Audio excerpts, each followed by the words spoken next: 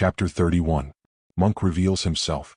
D'Artagnan, although he flattered himself with better success, had, nevertheless, not too well comprehended his situation. It was a strange and grave subject for him to reflect upon, this voyage of Athos into England, this league of the king with Athos, and that extraordinary combination of his design with that of the Comte de la Fere. The best way was to let things follow their own train. An imprudence had been committed, and whilst having succeeded as he had promised, D'Artagnan found that he had gained no advantage by his success. Since everything was lost, he could risk no more. D'Artagnan followed Monk through his camp. The return of the general had produced a marvelous effect, for his people had thought him lost. But Monk, with his austere look and icy demeanor, appeared to ask of his eager lieutenants and delighted soldiers the cause of all this joy. Therefore, to the lieutenants who had come to meet him, and who expressed the uneasiness with which they had learnt his departure, "Why is all this?" said he. "Am I obliged to give you an account of myself? But your honor, the sheep may well tremble without the shepherd." "Tremble," replied Monk in his calm and powerful voice. "Ah, monsieur, what a word! Curse me if my sheep have not both teeth and claws. I renounce being their shepherd." "Ah, you tremble, gentlemen, do you?" "Yes, general, for you." "Oh, pray meddle with your own concerns. If I have not the wit God gave to Oliver Cromwell, I have that which he has sent to me. I am satisfied with it, however little it may be." The officer made no reply, and Monk, having imposed silence on his people, all remained persuaded that he had accomplished some important work or made some important trial. This was forming a very poor conception of his patience and scrupulous genius. Monk, if he had the good faith of the Puritans, his allies, must have returned fervent thanks to the patron saint who had taken him from the box of M. D'Artagnan. Whilst these things were going on, our Musketeer could not help constantly repeating, "God grant that M. Monk may not have as much pride as I have, for I declare that if anyone had put me into a coffer with that grating over my mouth, and carried me packed up like a calf across the seas, I should cherish such a memory of my piteous looks in that coffer, and such an ugly animosity against him who had enclosed me in it, I should dread so greatly to see a sarcastic smile blooming upon the face of the malicious wretch, or in his attitude any grotesque imitation of my position in the box, that Mordiaux. I should plunge a good dagger into his throat in compensation for the grating, and would nail him down in a veritable bier, in remembrance of the false coffin in which I had been left in to grow mouldy for 2 days." And D'Artagnan spoke honestly when he spoke thus, for the skin of our Gascon was a very thin one. Monk, fortunately, entertained other ideas. He never opened his mouth to his timid conqueror concerning the past, but he admitted him very near to his person in his labors, took him with him to several reconnoiterings, in such a way as to obtain that which he evidently warmly desired, a rehabilitation in the mind of D'Artagnan. The latter conducted himself like a past master in the art of flattery. He admired all Monk's tactics and the ordering of his camp. He joked very pleasantly upon the circumvallations of Lambert's camp, who had, he said, very uselessly given himself the trouble to enclose a camp for 20,000 men, whilst an acre of ground would have been quite sufficient for the corporal and 50 guards who would perhaps remain faithful to him. Monk, immediately after his arrival, had accepted the proposition made by Lambert the evening before for an interview, and which Monk's lieutenants had refused under the pretext that the general was indisposed. This interview was neither long nor interesting. Lambert demanded a profession of faith from his rival. The latter declared he had no other opinion than that of the majority. Lambert asked if it would not be more expedient to terminate the quarrel by an alliance than by a battle. Monk hereupon demanded a week for consideration. Now Lambert could not refuse this, and Lambert, nevertheless, had come saying that he should devour Monk's army. Therefore, at the end of the interview, which Lambert's party watched with impatience, nothing was decided, neither treaty nor battle. The rebel army, as M. D'Artagnan had foreseen, began to prefer the good cause to the bad one, and the Parliament, rumpish as it was, to the pompous nothings of Lambert's designs. They remembered likewise the good feasts of London, the profusion of ale and sherry with which the citizens of London paid their friends the soldiers. They looked with terror at the black war bread, at the troubled waters of the Tweed, too salt for the glass, not enough so for the pot, and they said to themselves, "Are not the roast meats kept warm for Monk in London?" From that time nothing was heard of but desertion in Lambert's army. The soldiers allowed themselves to be drawn away by the force of principles, which are, like discipline, the obligatory tie in everybody constituted for any purpose. Monk defended the Parliament, Lambert attacked it. Monk had no more inclination to support Parliament than Lambert, but he had it inscribed on his standards, so that all those of the contrary party were reduced to write upon theirs, rebellion, which sounded ill to Puritan ears. They flocked, then, from Lambert to Monk as sinners flock from Baal to God. Monk made his calculations. At 1,000 desertions a day Lambert had men enough to last 20 days. But there is in sinking things such a growth of weight and swiftness, which combine with each other, that 100 left the first day, 500 the second, 1,000 the third. Monk thought he had obtained his rate. But from 1,000 the deserters increased to 2,000, then to 4,000, and a week after Lambert, perceiving that he had no longer the possibility of accepting battle, if it were offered to him, took the wise resolution of decamping during the night, returning to London, and being beforehand with Monk in constructing a power with the wreck of the military party. But Monk, free and without uneasiness, marched towards London as a conqueror, augmenting his army with all the floating parties on the way. He encamped at Barnet, that is to say, within 4 leagues of the capital, cherished by the Parliament, which thought it beheld in him a protector, and awaited by the people, who were anxious to see him reveal himself, that they might judge him. D'Artagnan himself had not been able to fathom his tactics. He observed, he admired. Monk could not enter London with a settled determination without bringing about civil war. He temporized for a short time. Suddenly, when least expected, Monk drove the military party out of London and installed himself in the city amidst the citizens by order of the Parliament. Then, at the moment when the citizens were crying out against Monk, at the moment when the soldiers themselves were accusing their leader, Monk, finding himself certain of a majority, declared to the Rump Parliament that it must abdicate, be dissolved, and yield its place to a government which would not be a joke. Monk pronounced this declaration, supported by 50,000 swords, to which, that same evening, were united, with shouts of delirious joy, the 5,000 inhabitants of the good city of London. At length, at the moment when the people, after their triumphs and festive repasts in the open streets, were looking about for a master, it was affirmed that a vessel had left The Hague, bearing King Charles II. And his fortunes. "Gentlemen," said Monk to his officers, "I am going to meet the legitimate king. He who loves me will follow me." A burst of acclamations welcomed these words, which D'Artagnan did not hear without the greatest delight. "Mordioux," said he to Monk, "that is bold, monsieur." "You will accompany me, will you not?" said Monk. "Pardieu, General. But tell me, I beg, what you wrote by Athos, that is to say, the Comte de la Fere, you know, the day of our arrival." "I have no secrets from you now," replied Monk. "I wrote these words, 'Sire, I expect your Majesty in 6 weeks at Dover.'" "Ah," said D'Artagnan, "I no longer say it is bold, I say it is well played, it is a fine stroke." "You are something of a judge in such matters," replied Monk. And this was the only time the general had ever made an allusion to his voyage to Holland. Chapter 32. Athos and D'Artagnan meet once more at the hostelry of the Corne du Cerf. The King of England made his entrée into Dover with great pomp, as he afterwards did in London. He had sent for his brothers. He had brought over his mother and sister. England had been for so long a time given up to herself, that is to say, to tyranny, mediocrity and nonsense, that this return of Charles II, whom the English only knew as the son of the man whose head they had cut off, was a festival for 3 kingdoms. Consequently, all the good wishes, all the acclamations which accompanied his return, struck the young king so forcibly that he stooped and whispered in the ear of James of York, his younger brother, "In truth, James, it seems to have been our own fault that we were so long absent from a country where we are so much beloved." The pageant was magnificent. Beautiful weather favored the solemnity. Charles had regained all his youth, all his good humor. He appeared to be transfigured. Hearts seemed to smile on him like the sun. Amongst this noisy crowd of courtiers and worshippers, who did not appear to remember they had conducted to the scaffold at Whitehall the father of the new king, a man, in the garb of a lieutenant of Musketeers, looked, with a smile upon his thin, intellectual lips, sometimes at the people vociferating their blessings, and sometimes at the prince, who pretended emotion, and who bowed most particularly to the women, whose bouquets fell beneath his horse's feet. "What a fine trade is that of king," said this man, so completely absorbed in contemplation that he stopped in the middle of the road, leaving the cortege to file past. "Now there is, in good truth, a prince all bespangled over with gold and diamonds, enameled with flowers like a spring meadow.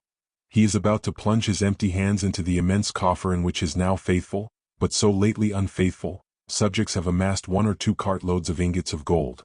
They cast bouquets enough upon him to smother him, and yet, if he had presented himself to them 2 months ago, they would have sent as many bullets and balls at him as they now throw flowers. Decidedly it is worth something to be born in a certain sphere, with due respect to the lowly, who pretend that it is of very little advantage to them to be born lowly. The cortege continued to file on, and with the king, the acclamations began to die away in the direction of the palace, which, however, did not prevent our officer from being pushed about. "Mordioux," continued the reasoner, "these people tread upon my toes and look upon me as of very little consequence, or rather of none at all, seeing that they are Englishmen and I am a Frenchman. If all these people were asked, 'Who is M. d'Artagnan?' they would reply, 'Necio Vos.' But let anyone say to them, 'There is the king going by, there is M. Monk going by,' they would run away shouting, 'Vive le roi! Vive M. Monk!' till their lungs were exhausted. And yet," continued he, surveying, with that look sometimes so keen and sometimes so proud, the diminishing crowd, "and yet reflect a little, my good people, on what your king has done, on what M. Monk has done, and then think what has been done by this poor unknown, who is called M. d'Artagnan. It is true you do not know him, since he is here unknown, and that prevents your thinking about the matter. But bah! What matters it? All that does not prevent Charles II from being a great king, although he has been exiled 12 years, or M. Monk from being a great captain, although he did make a voyage to Holland in a box. Well then, since it is admitted that one is a great king and the other a great captain, hurrah for King Charles II! Hurrah for General Monk!" And his voice mingled with the voices of the hundreds of spectators, over which it sounded for a moment. Then, the better to play the devoted man, he took off his hat and waved it in the air. Someone seized his arm in the very height of his expansive loyalism. In 1660 that was so termed which we now call royalism. "Athos," cried D'Artagnan, "you here?" And the two friends seized each other's hands. "You here, and being here," continued the Musketeer, "you are not in the midst of all these courtiers, my dear Count. What? You, the hero of the fate, you are not prancing on the left hand of the king as M. Monk is prancing on the right? In truth, I cannot comprehend your character, nor that of the prince who owes you so much." "Always scornful, my dear D'Artagnan," said Athos. "Will you never correct yourself of that vile habit? But you do not form part of the pageant?" "I do not, because I was not willing to do so." "And why were you not willing?" "Because I am neither envoy nor ambassador, nor representative of the King of France, and it does not become me to exhibit myself thus near the person of another king than the one God has given me for a master." "Mordioux, you came very near to the person of the king, his father. That was another thing, my friend, he was about to die. And yet that which you did for him. I did it because it was my duty to do it. But you know I hate all ostentation. Let King Charles II, then, who no longer stands in need of me, leave me to my rest and the shadow, that is all I claim of him." D'Artagnan sighed. "What is the matter with you?" said Athos. "One would say that this happy return of the king to London saddens you, my friend, you who have done at least as much for his majesty as I have." "Have I not?" replied D'Artagnan with his Gascon laugh. "Have I not done much for his majesty without anyone suspecting it?" "Yes, yes, but the king is well aware of it, my friend," cried Athos. "He is aware of it," said the Musketeer bitterly. "By my faith, I did not suspect so, and I was even a moment ago trying to forget it myself. But he, my friend, will not forget it, I will answer for him. You tell me that to console me a little, Athos." "For what?" "Mordioux, for all the expense I incurred. I have ruined myself, my friend, ruined myself for the restoration of this young prince who has just passed, cantering on his Isabel-colored horse. The king does not know you have ruined yourself, my friend, but he knows he owes you much. And say, Athos, does that advance me in any respect? For, to do you justice, you have labored nobly. But I who in appearance marred your combinations, it was I who really made them succeed. Follow my calculations closely. You might not have, by persuasions or mildness, convinced General Monk, whilst I so roughly treated this dear general, that I furnished your prince with an opportunity of showing himself generous. This generosity was inspired in him by the fact of my fortunate mistake, and Charles is paid by the restoration which Monk has brought about." "All that, my dear friend, is strikingly true," replied Athos. "Well, strikingly true as it may be, it is not less true, my friend, that I shall return, greatly beloved by M. Monk, who calls me dear captain all day long, although I am neither dear to him nor a captain, and much appreciated by the king, who has already forgotten my name. It is not less true, I say, that I shall return to my beautiful country, cursed by the soldiers I had raised with the hopes of large pay, cursed by the brave Planchet, of who I have borrowed a part of his fortune." "How is that? What the devil had Planchet to do in all this?" Ah yes, my friend, but this king, so spruce, so smiling, so adored Monk fancies he has recalled him, you fancy you have supported him, I fancy I have brought him back, the people fancy they have reconquered him, he himself fancies he has negotiated his restoration, and yet nothing of all this is true for Charles II. King of England, Scotland, and Ireland, has been replaced upon the throne by a French grocer, who lives in the Rue de Lombards and is named Planchet. And such is grandeur. Vanity, says the scripture, vanity, all is vanity. Athos could not help laughing at this whimsical outbreak of his friend. My dear D'Artagnan, said he, pressing his hand affectionately, should you not exercise a little more philosophy?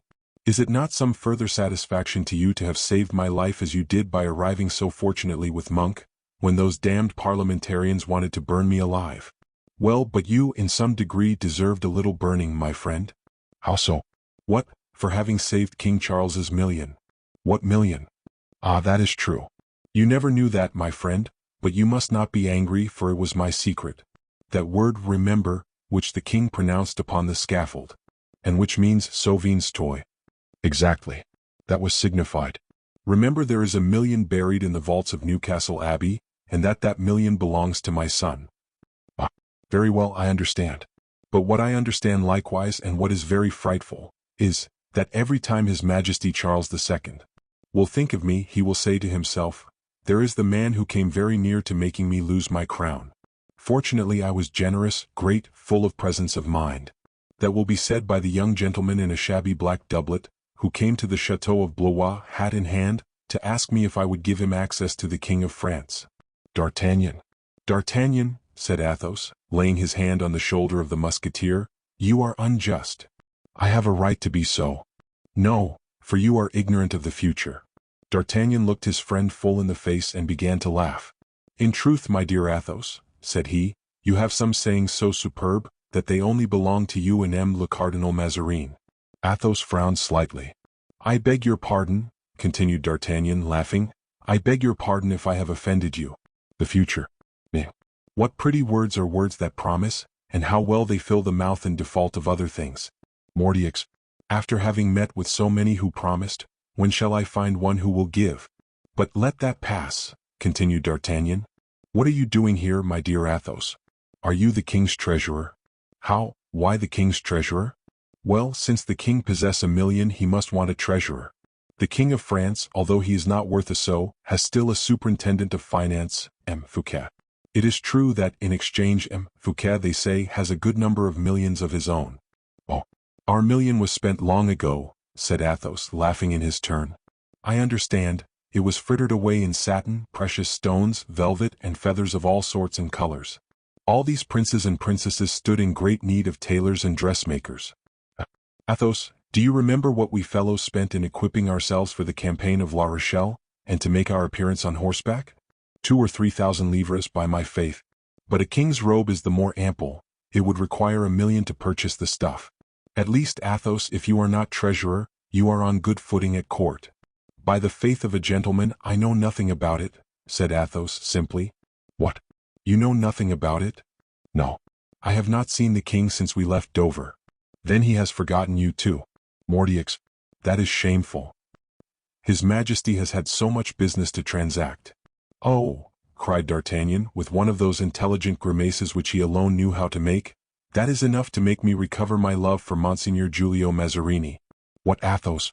The king has not seen you since then? No. And you are not furious? Why should I be? Do you imagine, my dear D'Artagnan, that it was on the king's account I acted as I have done? I did not know the young man.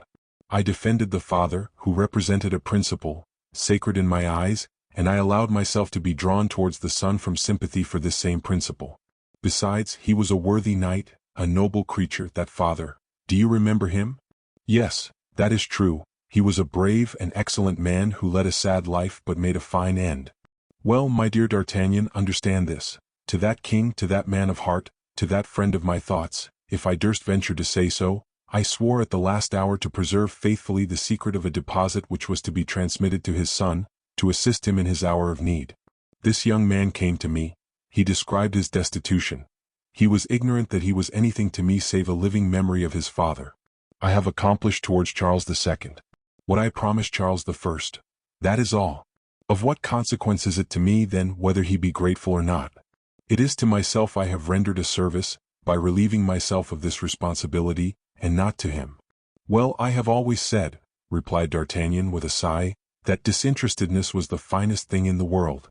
Well, and you, my friend, resumed Athos, are you not in the same situation as myself?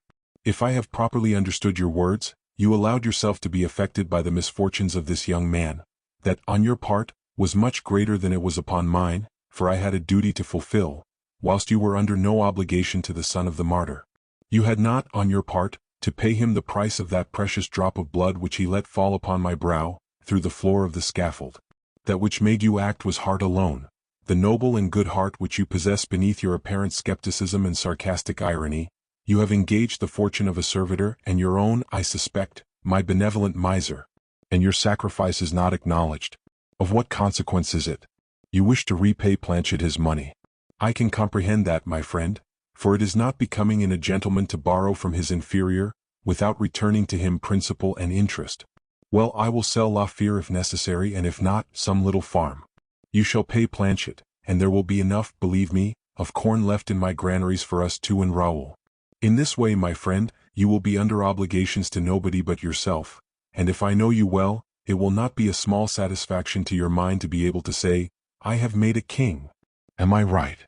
Athos, murmured D'Artagnan thoughtfully, I have told you more than once that the day on which you will preach I shall attend the sermon. The day on which you will tell me there is a hell, Mordioux, I shall be afraid of the gridiron and the pitchforks. You are better than I, or rather better than anybody, and I only acknowledge the possession of one quality, and that is, of not being jealous. Except that defect, damn, as the English say, if I have not all the rest. I know no one equal to D'Artagnan, replied Athos, but here we are, having quietly reached the house I inhabit. Will you come in, my friend? Why, this is the tavern of the Corne du Cerf, I think, said D'Artagnan. I confess I chose it on purpose. I like old acquaintances. I like to sit down on that place, whereon I sank, overcome by fatigue, overwhelmed by despair, when you returned on the 31st of January. After having discovered the abode of the masked executioner? Yes, that was a terrible day. Come in, then, said Athos, interrupting him. They entered the large apartment, formerly the common one. The tavern, in general, and this room in particular, had undergone great changes. The ancient host of the Musketeers, having become tolerably rich for an innkeeper, had closed his shop, and make of this room of which we were speaking, a storeroom for colonial provisions. As for the rest of the house, he let it ready furnished to strangers. It was with unspeakable emotion D'Artagnan recognized all the furniture of the chamber of the first story, the wainscoting, the tapestries, and even that geographical chart which Porthos had so fondly studied in his moments of leisure. It is 11 years ago, cried D'Artagnan. Mordioux, it appears to me a century. And to me but a day, said Athos. Imagine the joy I experience, my friend, in seeing you there, in pressing your hand, in casting from me sword and dagger, and tasting without mistrust this glass of sherry. And oh, what still further joy it would be, if our two friends were there at the two corners of the table, and Raoul, my beloved Raoul, on the threshold, looking at us with his large eyes, at once so brilliant and so soft. Yes, said D'Artagnan, much affected, that is true. I approve particularly of the first part of your thought. It is very pleasant to smile there where we have so legitimately shuddered in thinking that from one moment to another Mordaunt might appear upon the landing. At this moment the door opened, and D'Artagnan, brave as he was, could not restrain a slight movement of fright. Athos understood him, and, smiling, "It is our host," said he, bringing me a letter. "Yes, my lord," said the good man. "Here is a letter for your honor." "Thank you," said Athos, taking the letter without looking at it. "Tell me, my dear host, if you do not remember this gentleman?" The old man raised his head, and looked attentively at D'Artagnan. "No," said he. "It is," said Athos, "one of those friends of whom I have spoken to you, and who lodged here with me 11 years ago." "Oh, but," said the old man, "so many strangers have lodged here." "But we lodged here on the 30th of January 1649, added Athos, believing he should stimulate the lazy memory of the host by this remark. "That is very possible," replied he, smiling, "but it is so long ago," and he bowed and went out. "Thank you," said D'Artagnan. "Perform exploits, accomplish revolutions, endeavor to engrave your name in stone or bronze with strong swords. There is something more rebellious, more hard, more forgetful than iron, bronze, or stone, and that is the brain of a lodging-house keeper who has grown rich in the trade. He does not know me. Well, I should have known him, though. Athos, smiling at his friend's philosophy, unsealed his letter. "Ah," said he, "a letter from Paris?" Oh, said D'Artagnan. "Read it, my friend, read it. No doubt it contains news." Athos shook his head and read. "Monsieur le Comte. The king has experienced much regret at not seeing you today beside him at his entrance. His Majesty commands me to say so, and to recall him to your memory. His Majesty will expect you this evening at the Palace of St. James, between 9 and 10 o'clock. I am respectfully, Monsieur le Comte, your honor's very humble and very obedient servant, Paris." "You see, my dear D'Artagnan," said Athos, "we must not despair of the hearts of kings." "Not despair. You are right to say so," replied D'Artagnan. "My dear, very dear friend," resumed Athos, whom the almost imperceptible bitterness of D'Artagnan had not escaped. "Pardon me. Can I have unintentionally wounded my best comrade? You are mad, Athos, and to prove it I shall conduct you to the palace, to the very gate, I mean. The walk will do me good. You shall go in with me, my friend. I will speak to his Majesty." "No, no," replied D'Artagnan with true pride, free from all mixture. "If there is anything worse than begging yourself, it is making others beg for you. Come, let us go, my friend, the walk will be charming. On the way I shall show you the house of M. Monk, who has detained me with him. A beautiful house, by my faith. Being a general in England is better than being a marechal in France, please to know." Athos allowed himself to be led along, quite saddened by D'Artagnan's forced attempts at gaiety. The whole city was in a state of joy. The two friends were jostled at every moment by enthusiasts who required them, in their intoxication, to cry out, "Long live good King Charles!" D'Artagnan replied by a grunt, and Athos by a smile. They arrived thus in front of Monk's house, before which, as we have said, they had to pass on their way to St. James's. Athos and D'Artagnan said but little on the road, for the simple reason that they would have had so many things to talk about if they had spoken. Athos thought that by speaking he should evince satisfaction, and that might wound D'Artagnan. The latter feared that in speaking he should allow some little bitterness to steal into his words which would render his company unpleasant to his friend. It was a singular emulation of silence between contentment and ill-humor. D'Artagnan gave way first to that itching at the tip of his tongue which he so habitually experienced. "Do you remember, Athos," said he, "the passage of the Memoirs de Daubigny, in which that devoted servant, a Gascon like myself, poor as myself, and I was going to add brave as myself, relates instances of the meanness of Henry IV? My father always told me, I remember, that Daubigny was a liar. But, nevertheless, examine how all the princes, the issue of the great Henry, keep up the character of the race."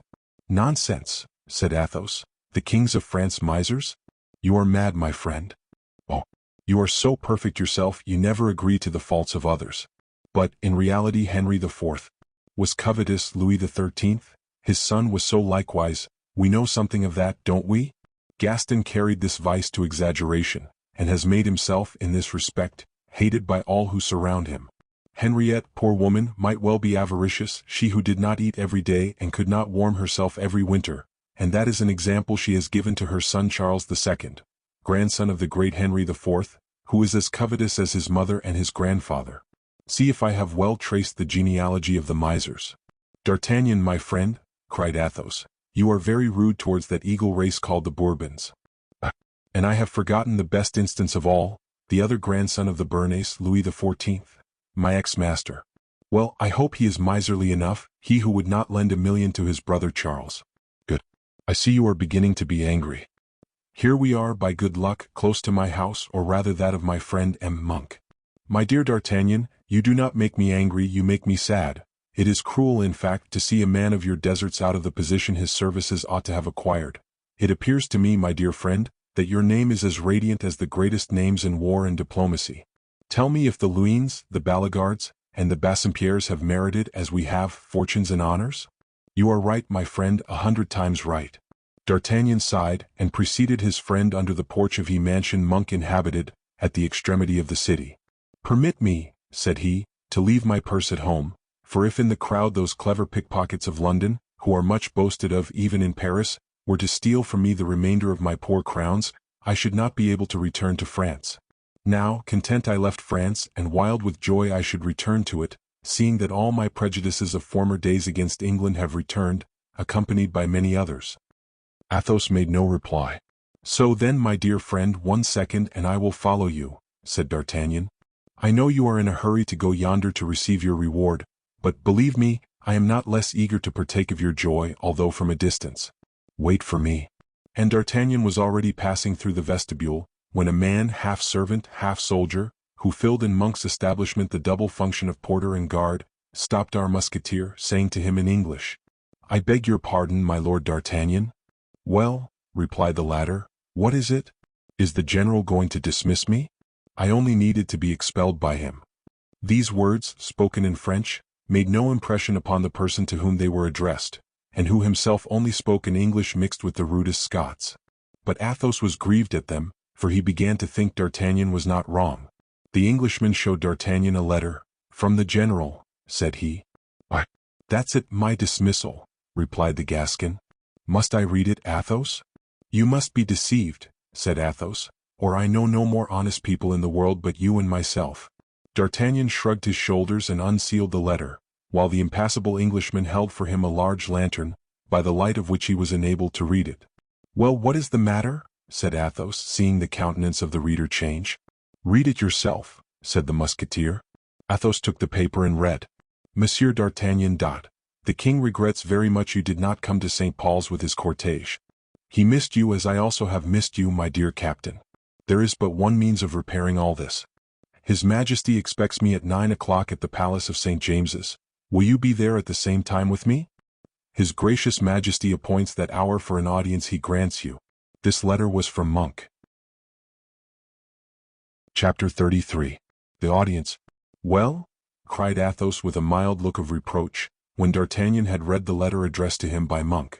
Well, said D'Artagnan, read with pleasure and a little with shame at having so hastily accused the king and Monk. This is a politeness, which leads to nothing, it is true, but yet it is a politeness. I had great difficulty in believing the young prince ungrateful, said Athos. The fact is that his present is still too near his past, replied D'Artagnan. After all, everything to the present moment proved me right. I acknowledge it, my dear friend, I acknowledge it. There is your cheerful look returned. You cannot think how delighted I am. Thus you see, said D'Artagnan, Charles II receives Monk at 9 o'clock. He will receive me at 10. It is a grand audience, of the sort which at the Louvre are called distributions of court holy water. Come, let us go and place ourselves under the spout, my dear friend. Come along. Athos replied nothing, and both directed their steps at a quick pace, towards the Palace of St. James's, which the crowd still surrounded to catch, through the windows, the shadows of the courtiers, and the reflection of the royal person. 8 o'clock was striking when the two friends took their places in the gallery filled with courtiers and politicians. Everyone looked at these simply dressed men in foreign costumes, at these two noble heads so full of character and meaning. On their side, Athos and D'Artagnan, having with 2 glances taken the measure of the whole assembly, resumed their chat. A great noise was suddenly heard at the extremity of the gallery. It was General Monk who entered, followed by more than 20 officers, all eager for a smile, as only the evening before he was master of all England, and a glorious tomorrow was looked to for the restorer of the Stuart family. Gentlemen, said Monk, turning round, henceforward I beg you to remember that I am no longer anything. Lately I commanded the principal army of the Republic. Now that army is the king's, into whose hands I am about to surrender, at his command, my power of yesterday. Great surprise was painted on all the countenances, and the circle of adulators and suppliants which surrounded Monk an instant before, was enlarged by degrees, and ended by being lost in the large undulations of the crowd. Monk was going into the antechamber as others did. D'Artagnan could not help remarking this to the Comte de la Fere, who frowned on beholding it. Suddenly the door of the royal apartment opened, and the young king appeared, preceded by 2 officers of his household. "Good evening, gentlemen," said he. "Is General Monk here?" "I am here, sire," replied the old general. Charles stepped hastily towards him, and seized his hand with the warmest demonstration of friendship. "General," said the king aloud, "I have just signed your patent. You are Duke of Albemarle, and my intention is that no one shall equal you in power and fortune in this kingdom, where, the noble Montrose excepted, no one has equaled you in loyalty, courage, and talent. Gentlemen, the Duke is commander of our armies of land and sea. Pay him your respects if you please in that character." Whilst everyone was pressing round the general, who received all this homage without losing his impassibility for an instant, D'Artagnan said to Athos, "When one thinks that this duchy, this commander of the land and sea forces, all these grandeurs, in a word, have been shut up in a box 6 feet long and 3 feet wide." "My friend," replied Athos, "much more imposing grandeurs are confined in boxes still smaller, and remain there forever." All at once Monk perceived the two gentlemen, who held themselves aside until the crowd had diminished. He made himself a passage towards them, so that he surprised them in the midst of their philosophical reflections. "Were you speaking of me?" said he with a smile. "My lord," replied Athos, "we were speaking likewise of God." Monk reflected for a moment and then replied gaily, "Gentlemen, let us speak a little of the king likewise if you please, for you have, I believe, an audience of his majesty." "At 9 o'clock, said Athos. "At 10 o'clock, said D'Artagnan. "Let us go into this closet at once," replied Monk, making a sign to his two companions to precede him, but to that neither would consent. The king, during this discussion so characteristic of the French, had returned to the center of the gallery. "Oh, my Frenchmen," said he in that tone of careless gaiety which, in spite of so much grief and so many crosses, he had never lost. "My Frenchmen. My consolation." Athos and D'Artagnan bowed. "Duke, conduct these gentlemen into my study." "I am at your service, messers," added he in French. And he promptly expedited his court, to return to his Frenchmen as he called them. "Monsieur D'Artagnan," said he as he entered his closet, "I am glad to see you again. Sire, my joy is at its height, at having the honor to salute your majesty in your own palace of St. James's. Monsieur, you have been willing to render me a great service, and I owe you my gratitude for it. If I did not fear to intrude upon the rights of our command general, I would offer you some post worthy of you near our person." "Sire," replied D'Artagnan, "I have quitted the service of the King of France, making a promise to my prince not to serve any other king." "Humph," said Charles, "I am sorry to hear that. I should like to do much for you. I like you very much." "Sire." "But let us see," said Charles with a smile, "if we cannot make you break your word." "Duke, assist me." "If you were offered, that is to say, if I offered you the chief command of my Musketeers." D'Artagnan bowed lower than before. "I should have the regret to refuse what your gracious majesty would offer me," said he. "A gentleman has but his word, and that word, as I have had the honor to tell your majesty, is engaged to the King of France." "We shall say no more about it then," said the king, turning towards Athos, and leaving D'Artagnan plunged in the deepest pangs of disappointment. "Ah, I said so," muttered the Musketeer. "Words, words, court holy water. Kings have always a marvelous talent for offering us that which they know we will not accept, and in appearing generous without risk. So be it, triple fool that I was to have hoped for a moment." During this time Charles took the hand of Athos. "Comte," said he, "you have been to me a second father, the services you have rendered to me are above all price. I have, nevertheless, thought of a recompense. You were created by my father a Knight of the Garter, that is an order which all the kings of Europe cannot bear, by the Queen Regent Knight of the Holy Ghost, which is an order not less illustrious. I joined to it that of the Golden Fleece sent me by the King of France, to whom the King of Spain, his father-in-law, gave 2 on the occasion of his marriage, but in return I have a service to ask of you." "Sire," said Athos with confusion, "the Golden Fleece for me, when the King of France is the only person in my country who enjoys that distinction. I wish you to be in your country and all others the equal of all those whom sovereigns have honored with their favor," said Charles, drawing the chain from his neck, "and I am sure, Comte, my father smiles on me from his grave." "It is unaccountably strange," said D'Artagnan to himself whilst his friend on his knees received the eminent order which the king conferred on him.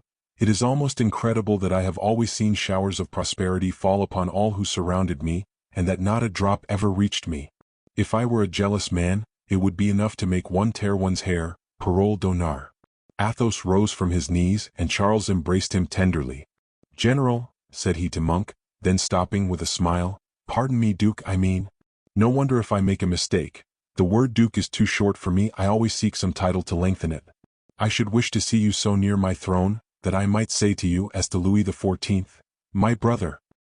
I have it, and you will almost be my brother, for I make you Viceroy of Ireland and Scotland, my dear Duke.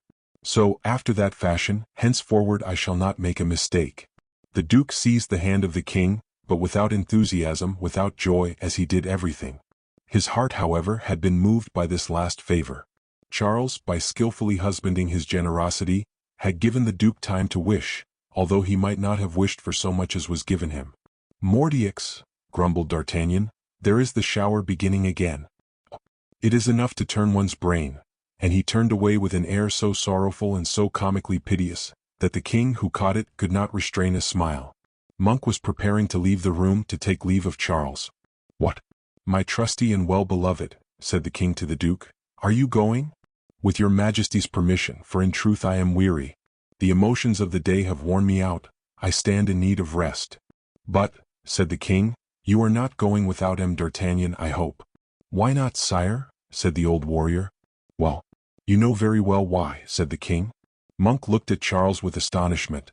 "Oh, it may be possible, but if you forget D'Artagnan, do not." Astonishment was painted on the face of the Musketeer. "Well then, Duke," said the king, "do you not lodge with D'Artagnan?" "I had the honor of offering D'Artagnan a lodging." "Yes, sire." "That idea is your own and yours solely?" "Mine and mine only, yes, sire." "Well, but it could not be otherwise, the prisoner always lodges with his conqueror." Monk colored in his turn. "Ah, that is true," said he, "I am D'Artagnan's prisoner." "Without doubt, Duke, since you are not yet ransomed, but have no care of that, it was I who took you out of D'Artagnan's hands, and it is I who will pay your ransom." The eyes of D'Artagnan regained their gaiety and their brilliancy. The Gascon began to understand. Charles advanced towards him. "The general," said he, "is not rich and cannot pay you what he is worth. I am richer, certainly, but now that he is a duke and if not a king, almost a king, he is worth a sum I could not perhaps pay. Come, D'Artagnan, be moderate with me. How much do I owe you?" D'Artagnan, delighted at the turn things were taking, but not for a moment losing his self-possession, replied, "Sire, your Majesty has no occasion to be alarmed. When I had the good fortune to take his grace, Monk was only a general. It is therefore only a general's ransom that is due to me. But if the general will have the kindness to deliver me his sword, I shall consider myself paid, for there is nothing in the world but the general's sword which is worth as much as himself." "Odds fish! As my father said," cried Charles. "That is a gallant proposal, and a gallant man, is he not, Duke?" "Upon my honor, yes, sire," and he drew his sword. "Monsieur," said he to D'Artagnan, "here is what you demand. Many have handled a better blade, but however modest mine may be, I have never surrendered it to anyone." D'Artagnan received with pride the sword which had just made a king. "Oh, oh!" cried Charles II. "What a sword that has restored me to my throne, to go out of the kingdom, and not one day to figure among the crown jewels. No, on my soul. That shall not be. Captain D'Artagnan, I will give you 200,000 livres for your sword. If that is too little, say so." "It is too little, sire," replied D'Artagnan with inimitable seriousness. "In the first place, I do not at all wish to sell it, but your Majesty desires me to do so, and that is an order. I obey then, but the respect I owe to the illustrious warrior who hears me, commands me to estimate a third more the reward of my victory. I ask then 300,000 livres for the sword, or I shall give it to your Majesty for nothing." And taking it by the point he presented it to the king. Charles broke into hilarious laughter. "A gallant man and a merry companion. Odds fish! Is he not, Duke? Is he not, Comte? He pleases me. I like him. Here, Chevalier D'Artagnan, take this." And going to the table, he took a pen and wrote an order upon his treasurer for 300,000 livres. D'Artagnan took it, and turning gravely towards Monk, "I have still asked too little, I know," said he, "but believe me, your grace, I would rather have died than allow myself to be governed by avarice." The king began to laugh again, like the happiest cockney of his kingdom. "You will come and see me again before you go, Chevalier?" said he. "I shall want to lay in a stock of gaiety now my Frenchmen are leaving me." "Ah, sire, it will not be with the gaiety as with the Duke's sword. I will give it to your Majesty gratis," replied D'Artagnan, whose feet scarcely seemed to touch the ground. "And you, Comte," added Charles, turning towards Athos, "come again also, I have an important message to confide to you. Your hand, Duke." Monk pressed the hand of the king. "Adieu." "Gentlemen," said Charles, holding out each of his hands to the two Frenchmen, who carried them to their lips. "Well," said Athos when they were out of the palace, "are you satisfied?" "Hush," said D'Artagnan, wild with joy, "I have not yet returned from the treasurer's, a shudder may fall upon my head." Chapter 34. Of the Embarrassment of Riches. D'Artagnan lost no time, and as soon as the thing was suitable and opportune, he paid a visit to the Lord Treasurer of His Majesty. He had then the satisfaction to exchange a piece of paper, covered with very ugly writing, for a prodigious number of crowns, recently stamped with the effigies of His very gracious Majesty Charles II. D'Artagnan easily controlled himself, and yet on this occasion he could not help evincing a joy which the reader will perhaps comprehend, if he deigns to have some indulgence for a man who, since his birth, had never seen so many pieces and rolls of pieces juxtaplaced in an order truly agreeable to the eye. The treasurer placed all the rolls in bags and closed each bag with a stamp sealed with the arms of England, a favor which treasurers do not grant to everybody. Then, impassible, and just as polite as he ought to be towards a man honored with the friendship of the king, he said to D'Artagnan, "Take away your money, sir." "Your money." These words made 1,000 chords vibrate in the heart of D'Artagnan, which he had never felt before. He had the bags packed in a small cart and returned home meditating deeply. A man who possessed 300,000 livres can no longer expect to wear a smooth brow. A wrinkle for every 100,000 livres is not too much.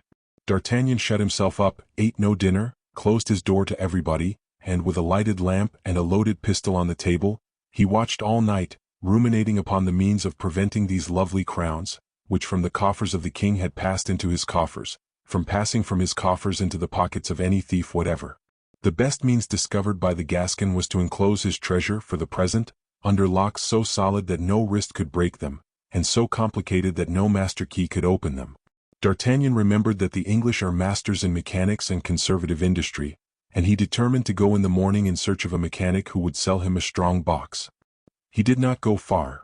Master Will Jobson, dwelling in Piccadilly, listened to his propositions, comprehended his wishes, and promised to make him a safety lock that should relieve him from all future fear. "I will give you," said he, "a piece of mechanism entirely new. At the first serious attempt upon your lock, an invisible plate will open of itself and vomit forth a pretty copper bullet the weight of a mark, which will knock down the intruder and not with a loud report. What do you think of it?" "I think it very ingenious," cried D'Artagnan. "The little copper bullet pleases me mightily. So now, Sir Mechanic, the terms?" "A fortnight for the execution, and 1,500 livres payable on delivery," replied the artisan. D'Artagnan's brow darkened. A fortnight was delay enough to allow the thieves of London time to remove all occasion for the strong box. As to the 1,500 livres, that would be paying too dear for what a little vigilance would procure him for nothing. "I will think of it," said he. "Thank you, sir." And he returned home at full speed. Nobody had yet touched his treasure. That same day Athos paid a visit to his friend and found him so thoughtful that he could not help expressing his surprise. "How is this?" said he. "You are rich and not gay, you who were so anxious for wealth. My friend, the pleasures to which we are not accustomed oppress us more than the griefs with which we are familiar. Give me your opinion if you please. I can ask you who have always had money, when we have money what do we do with it?" "That depends." "What have you done with yours, seeing that it has not made you a miser or a prodigal? For avarice dries up the heart and prodigality drowns it, is that not so?" Fabricius could not have spoken more justly. "But in truth, my money has never been a burden to me." "How so? Do you place it out at interest?" "No, you know I have a tolerably handsome house, and that house composes the better part of my property." "I know it does." "So that you can be as rich as I am, and, indeed, more rich whenever you like by the same means. But your rents, do you lay them by?" "No." "What do you think of a chest concealed in a wall?" "I never made use of such a thing." "Then you must have some confidant, some safe man of business who pays you interest at a fair rate." "Not at all." "Good heavens! What do you do with it then?" "I spend all I have, and I only have what I spend, my dear D'Artagnan." "Ah, that may be. But you are something of a prince. 15 or 16,000 livres melt away between your fingers, and then you have expenses and appearances. Well, I don't see why you should be less of a noble than I am, my friend. Your money would be quite sufficient. 300,000 livres. 2/3 too much." "I beg your pardon, did you not tell me? I thought I heard you say, I fancied you had a partner." "Ah, Mordioux." "That's true," cried D'Artagnan, coloring. "There is Planchet. I had forgotten Planchet, upon my life. Well, there are my 300,000 livres broken into." "That's a pity." It was a round sum and sounded well. "That is true, Athos, I am no longer rich." "What a memory you have." "Tolerably good, yes, thank God." "The worthy Planchet," grumbled D'Artagnan. His was not a bad dream. What a speculation. Best. Well, what is said is said. How much are you to give him? Oh, said D'Artagnan, he is not a bad fellow, I shall arrange matters with him. I have had a great deal of trouble, you see, and expenses, all that must be taken into account. My dear friend, I can depend on you and have no fear for the worthy Planchet. His interests are better in your hands than in his own. But now that you have nothing more to do here, we shall depart, if you please. You can go and thank His Majesty, ask if he has any commands, and in 6 days we may be able to get sight of the towers of Notre Dame. My friend, I am most anxious to be off, and will go at once and pay my respects to the king. I, said Athos, am going to call upon some friends in the city, and shall then be at your service. Will you lend me Grimaud? With all my heart. What do you want to do with him?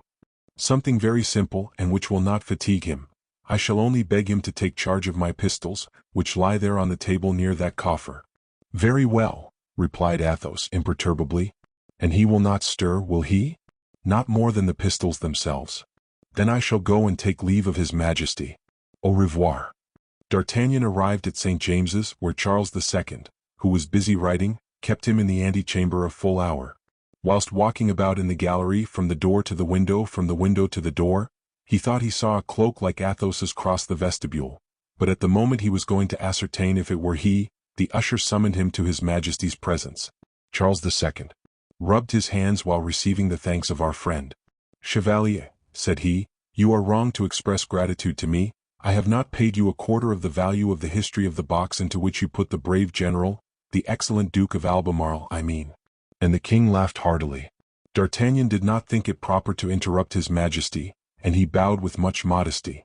A propos, continued Charles, do you think my dear monk has really pardoned you? Pardoned me? Yes, I hope so, sire. But it was a cruel trick. Odds fish. To pack up the first personage of the English Revolution like a herring. In your place I would not trust him, Chevalier. But, sire? Yes, I know very well Monk calls you his friend, but he has too penetrating an eye not to have a memory, and too lofty a brow not to be very proud, you know, grande supercilium. I shall certainly learn Latin, said D'Artagnan to himself. But stop, cried the merry monarch, I must manage your reconciliation. I know how to set about it, so. D'Artagnan bit his mustache. Will your Majesty permit me to tell you the truth? Speak, Chevalier, speak. Well, sire, you alarm me greatly. If your Majesty undertakes the affair as you seem inclined to do, I am a lost man. The Duke will have me assassinated. The king burst into a fresh roar of laughter, which changed D'Artagnan's alarm into downright terror. Sire, I beg you to allow me to settle this matter myself, and if your Majesty has no further need of my services. No, Chevalier. What, do you want to leave us? Replied Charles, with a hilarity that grew more and more alarming. If your Majesty has no more commands for me. Charles became more serious. One single thing. See my sister, the Lady Henrietta. Do you know her? No, sire, but an old soldier like me is not an agreeable spectacle for a young and gay princess. Ah, but my sister must know you. She must in case of need have you to depend upon. Sire, every one that is dear to your Majesty will be sacred to me. Very well, Parry. Come here, Parry. The side door opened and Parry entered, his face beaming with pleasure as soon as he saw D'Artagnan. What is Rochester doing? Said the king. He is on the canal with the ladies, replied Parry. And Buckingham? He is there also. That is well. You will conduct the Chevalier to Villiers, that is the Duke of Buckingham, Chevalier, and beg the Duke to introduce M. D'Artagnan to the Princess Henrietta. Parry bowed and smiled to D'Artagnan. Chevalier, continued the king, this is your parting audience. You can afterward set out as soon as you please. Sire, I thank you. But be sure you make your peace with Monk. Oh, sire. You know there is one of my vessels at your disposal? Sire, you overpower me. I cannot think of putting your Majesty's officers to inconvenience on my account. The king slapped D'Artagnan upon the shoulder.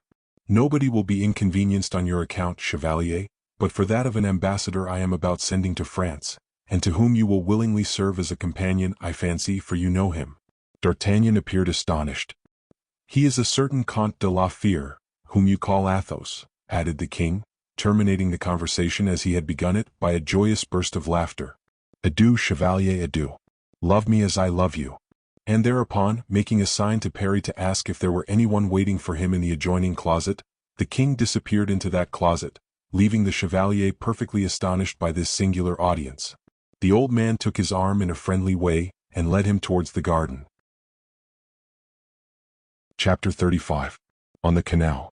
Upon the green waters of the canal bordered with marble, upon which time had already scattered black spots and tufts of mossy grass, there glided majestically a long flat bark adorned with the arms of England, surmounted by a dais and carpeted with long damask stuffs, which trailed their fringes in the water. 8 rowers, leaning lazily to their oars, made it move upon the canal with the graceful slowness of the swans, which, disturbed in their ancient possessions by the approach of the bark, looked from a distance at this splendid and noisy pageant. We say noisy, for the bark contained 4 guitar and lute players, 2 singers and several courtiers, all sparkling with gold and precious stones, and showing their white teeth in emulation of each other, to please the Lady Henrietta Stuart, granddaughter of Henry IV, daughter of Charles I, and sister of Charles II, who occupied the seat of honor under the dais of the bark. We know this young princess, we have seen her at the Louvre with her mother, wanting wood, wanting bread, and fed by the coadjutor and the parliament. She had therefore, like her brothers, passed through an uneasy youth. Then all at once she had just awakened from a long and horrible dream, seated on the steps of a throne, surrounded by courtiers and flatterers. Like Mary Stuart on leaving prison, she aspired not only to life and liberty, but to power and wealth. The Lady Henrietta, in growing, had attained remarkable beauty, which the recent restoration had rendered celebrated. Misfortune had taken from her the luster of pride, but prosperity had restored it to her. She was resplendent, then, in her joy and her happiness, like those hothouse flowers which, forgotten during a frosty autumn night, have hung their heads, but which on the morrow, warmed once more by the atmosphere in which they were born, rise again with greater splendor than ever. Villiers, Duke of Buckingham, son of him who played so conspicuous a part in the early chapters of this history, Villiers of Buckingham, a handsome cavalier, melancholy with women, a jester with men, and Wilmot, Lord Rochester, a jester with both sexes, were standing at this moment before the Lady Henrietta, disputing the privilege of making her smile. As to that young and beautiful princess, reclining upon a cushion of velvet bordered with gold, her hands hanging listlessly so as to dip in the water, she listened carelessly to the musicians without hearing them, and heard the 2 courtiers without appearing to listen to them. This Lady Henrietta, this charming creature, this woman who joined the graces of France to the beauties of England, not having yet loved, was cruel in her coquetry. The smile then, that innocent favor of young girls, did not even lighten her countenance, and if at times she did raise her eyes, it was to fasten them upon one or other of the cavaliers with such a fixity, that their gallantry, bold as it generally was, took the alarm and became timid. In the meanwhile the boat continued its course, the musicians made a great noise, and the courtiers began, like them, to be out of breath. Besides, the excursion became doubtless monotonous to the princess, for all at once, shaking her head with an air of impatience, "Come, gentlemen, enough of this. Let us land." "Ah, madam," said Buckingham, "we are very unfortunate. We have not succeeded in making the excursion agreeable to your royal highness." "My mother expects me," replied the princess, "and I must frankly admit, gentlemen, I am bored." And whilst uttering this cruel word, Henrietta endeavored to console by a look each of the 2 young men, who appeared terrified at such frankness. The look produced its effect. The 2 faces brightened, but immediately, as if the royal coquette thought she had done too much for simple mortals, she made a movement, turned her back on both her adorers, and appeared plunged in a reverie in which it was evident they had no part. Buckingham bit his lips with anger, for he was truly in love with the Lady Henrietta, and in that case took everything in a serious light. Rochester bit his lips likewise, but his wit always dominated over his heart. It was purely and simply to repress a malicious smile. The princess was then allowing the eyes she turned from the young nobles to wander over the green and flowery turf of the park, when she perceived Parry and D'Artagnan at a distance. "Who is coming yonder?" said she. The 2 young men turned round with the rapidity of lightning. "Parry," replied Buckingham, "nobody but Parry." "I beg your pardon," said Rochester, "but I think he has a companion." "Yes," said the princess at first with languor, but then, "What mean those words, 'nobody but Parry', say, my lord?" "Because, madam," replied Buckingham piqued, "because the faithful Parry, the wandering Parry, the eternal Parry is not, I believe, of much consequence." "You are mistaken, Duke. Parry, the wandering Parry as you call him, has always wandered in the service of my family, and the sight of that old man always gives me satisfaction. The Lady Henrietta followed the usual progress of pretty women, particularly coquettish women. She passed from caprice to contradiction. The gallant had undergone the caprice, the courtier must bend beneath the contradictory humor. Buckingham bowed but made no reply. "It is true, madam," said Rochester, bowing in his turn, "that Perry is the model of servants. But, madam, he is no longer young, and we laugh only when we see cheerful objects. Is an old man a gay object?" "Enough, my lord," said the princess coolly, "the subject of conversation is unpleasant to me." Then, as if speaking to herself, "It is really unaccountable," said she, "how little regard my brother's friends have for his servants." "Ah, madam," cried Buckingham, "your royal highness pierces my heart with a dagger forged by your own hands. What is the meaning of that speech which is turned so like a French madrigal, Duke? I do not understand it." "It means, madam, that you yourself, so good, so charming, so sensible, you have laughed sometimes, smiled I should say, at the idle prattle of that good Perry, for whom your royal highness today entertains such a marvelous susceptibility." "Well, my lord, if I have forgotten myself so far," said Henrietta, "you do wrong to remind me of it." And she made a sign of impatience. "The good Perry wants to speak to me, I believe. Please order them to row to the shore, my Lord Rochester." Rochester hastened to repeat the princess's command, and a moment later the boat touched the bank. "Let us land, gentlemen," said Henrietta, taking the arm which Rochester offered her, although Buckingham was nearer to her, and had presented his. Then Rochester, with an ill-dissembled pride, which pierced the heart of the unhappy Buckingham through and through, led the princess across the little bridge which the rowers had cast from the royal boat to the shore. "Which way will your highness go?" asked Rochester. "You see, my lord, towards that good Perry, who is wandering, as my lord of Buckingham says, and seeking me with eyes weakened by the tears he has shed over our misfortunes." "Good heavens," said Rochester, "how sad your royal highness is today. In truth we seem ridiculous fools to you, madam." "Speak for yourself, my lord," interrupted Buckingham with vexation. "For my part, I displease her royal highness to such a degree, that I appear absolutely nothing to her." Neither Rochester nor the princess made any reply. Henrietta only urged her companion more quickly on. Buckingham remained behind, and took advantage of this isolation to give himself up to his anger. He bit his handkerchief so furiously that it was soon in shreds. "Perry, my good Perry," said the princess with her gentle voice, "come hither. I see you are seeking me, and I am waiting for you." "Ah, madam," said Rochester, coming charitably to the help of his companion, who had remained, as we have said, behind, "if Perry cannot see your royal highness, the man who follows him is a sufficient guide even for a blind man, for he has eyes of flame. That man is a double-lampied lantern." "Lighting a very handsome martial countenance," said the princess, determined to be as ill-natured as possible. Rochester bowed. "One of those vigorous soldiers' heads seen nowhere but in France," added the princess, with the perseverance of a woman sure of impunity. Rochester and Buckingham looked at each other as much as to say, "What can be the matter with her?" "See, my lord of Buckingham, what Perry wants," said Henrietta. "Go." The young man, who considered this order as a favor, resumed his courage and hastened to meet Perry, who, followed by D'Artagnan, advanced slowly on account of his age. D'Artagnan walked slowly but nobly, as D'Artagnan, doubled by the third of a million, ought to walk, that is to say, without conceit or swagger, but without timidity. When Buckingham, very eager to comply with the desire of the princess, who had seated herself on a marble bench as if fatigued with the few steps she had gone, when Buckingham, we say, was at a distance of only a few paces from Perry, the latter recognized him. "Ah, my lord," cried he, quite out of breath, "will your grace obey the king?" "In what, Mr. Perry?" said the young man, with a kind of coolness tempered by a desire to make himself agreeable to the princess. "Well, His Majesty begs your grace to present this gentleman to Her Royal Highness the Princess Henrietta." "In the first place, what is the gentleman's name?" said the Duke haughtily. D'Artagnan, as we know, was easily affronted, and the Duke of Buckingham's tone displeased him. He surveyed the courtier from head to foot, and two flashes beamed from beneath his bent brows. But after a struggle, "Monsieur le Chevalier d'Artagnan, my lord," replied he quietly. "Pardon me, sir, that teaches me your name, but nothing more." "You mean—" "I mean I do not know you." "I am more fortunate than you, sir," replied D'Artagnan, "for I have had the honor of knowing your family, and particularly my Lord Duke of Buckingham, your illustrious father." "My father?" said Buckingham. "Well, I think I now remember. Monsieur le Chevalier d'Artagnan, do you say?" D'Artagnan bowed. In person, said he. Pardon me, but are you one of those Frenchmen who had secret relations with my father? Exactly, my Lord Duke, I am one of those Frenchmen.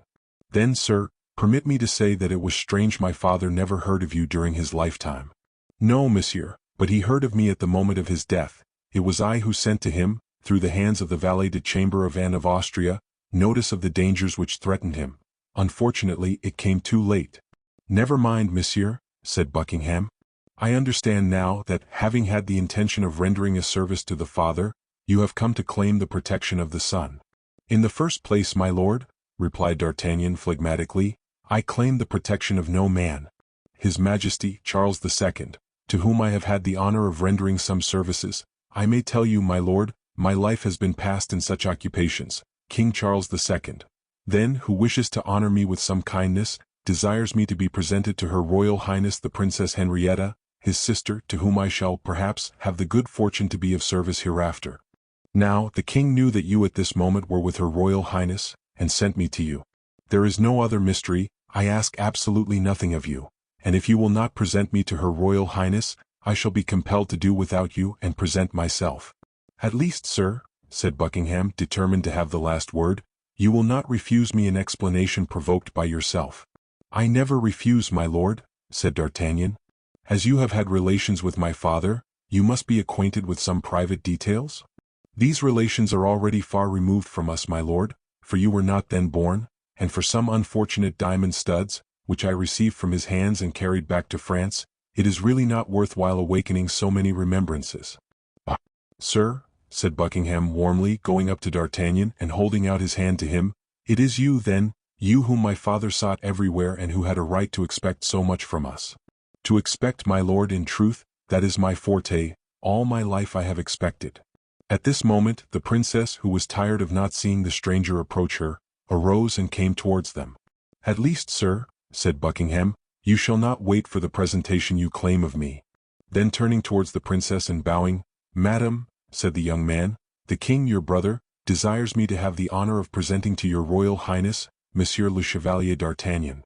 In order that your Royal Highness may have, in case of need, a firm support and a sure friend, added Parry. D'Artagnan bowed.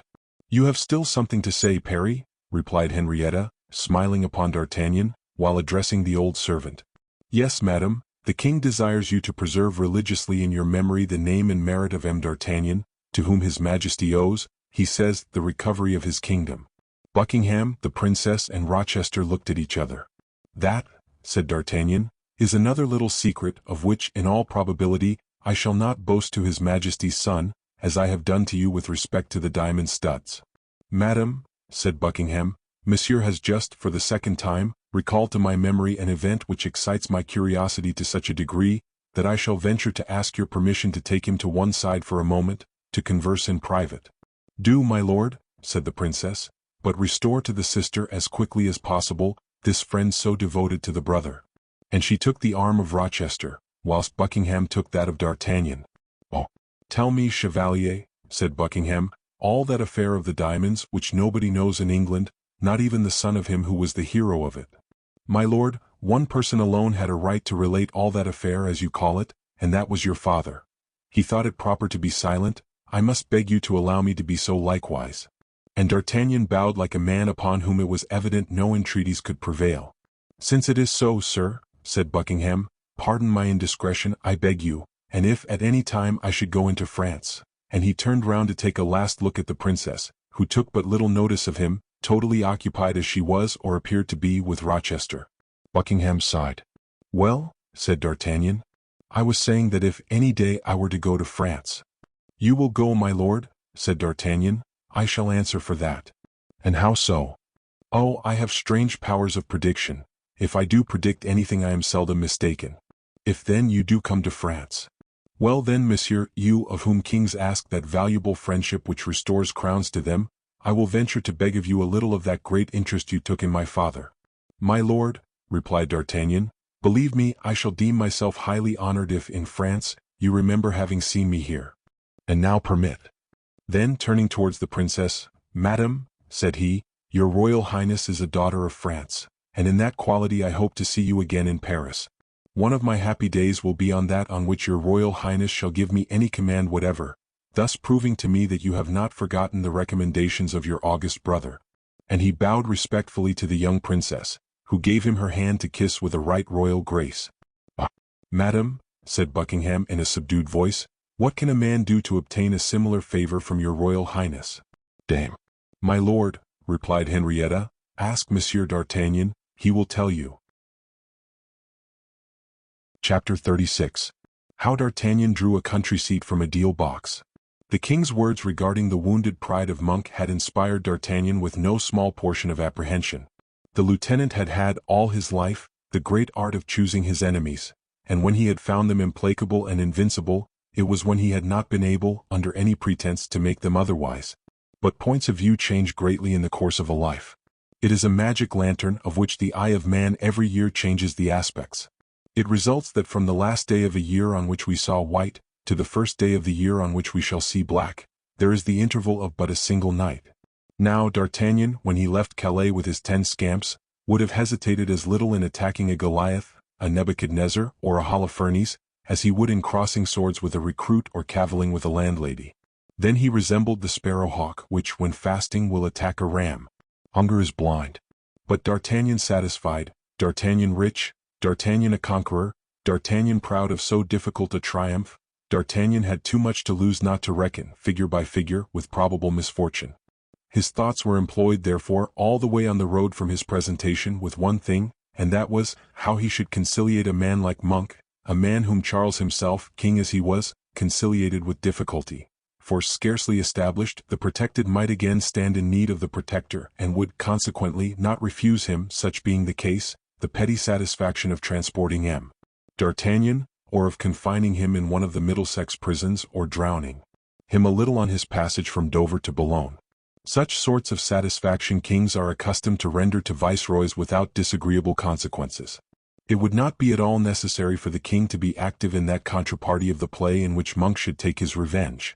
The part of the king would be confined to simply pardoning the Viceroy of Ireland all he should undertake against D'Artagnan. Nothing more was necessary to place the conscience of the Duke of Albemarle at rest than a "Te absolvo" said with a laugh, or the scrawl of "Charles the King," traced at the foot of a parchment, and with these 2 words pronounced and these 2 words written, poor D'Artagnan was forever crushed beneath the ruins of his imagination. And then, a thing sufficiently disquieting for a man with such foresight as our Musketeer, he found himself alone, and even the friendship of Athos could not restore his confidence.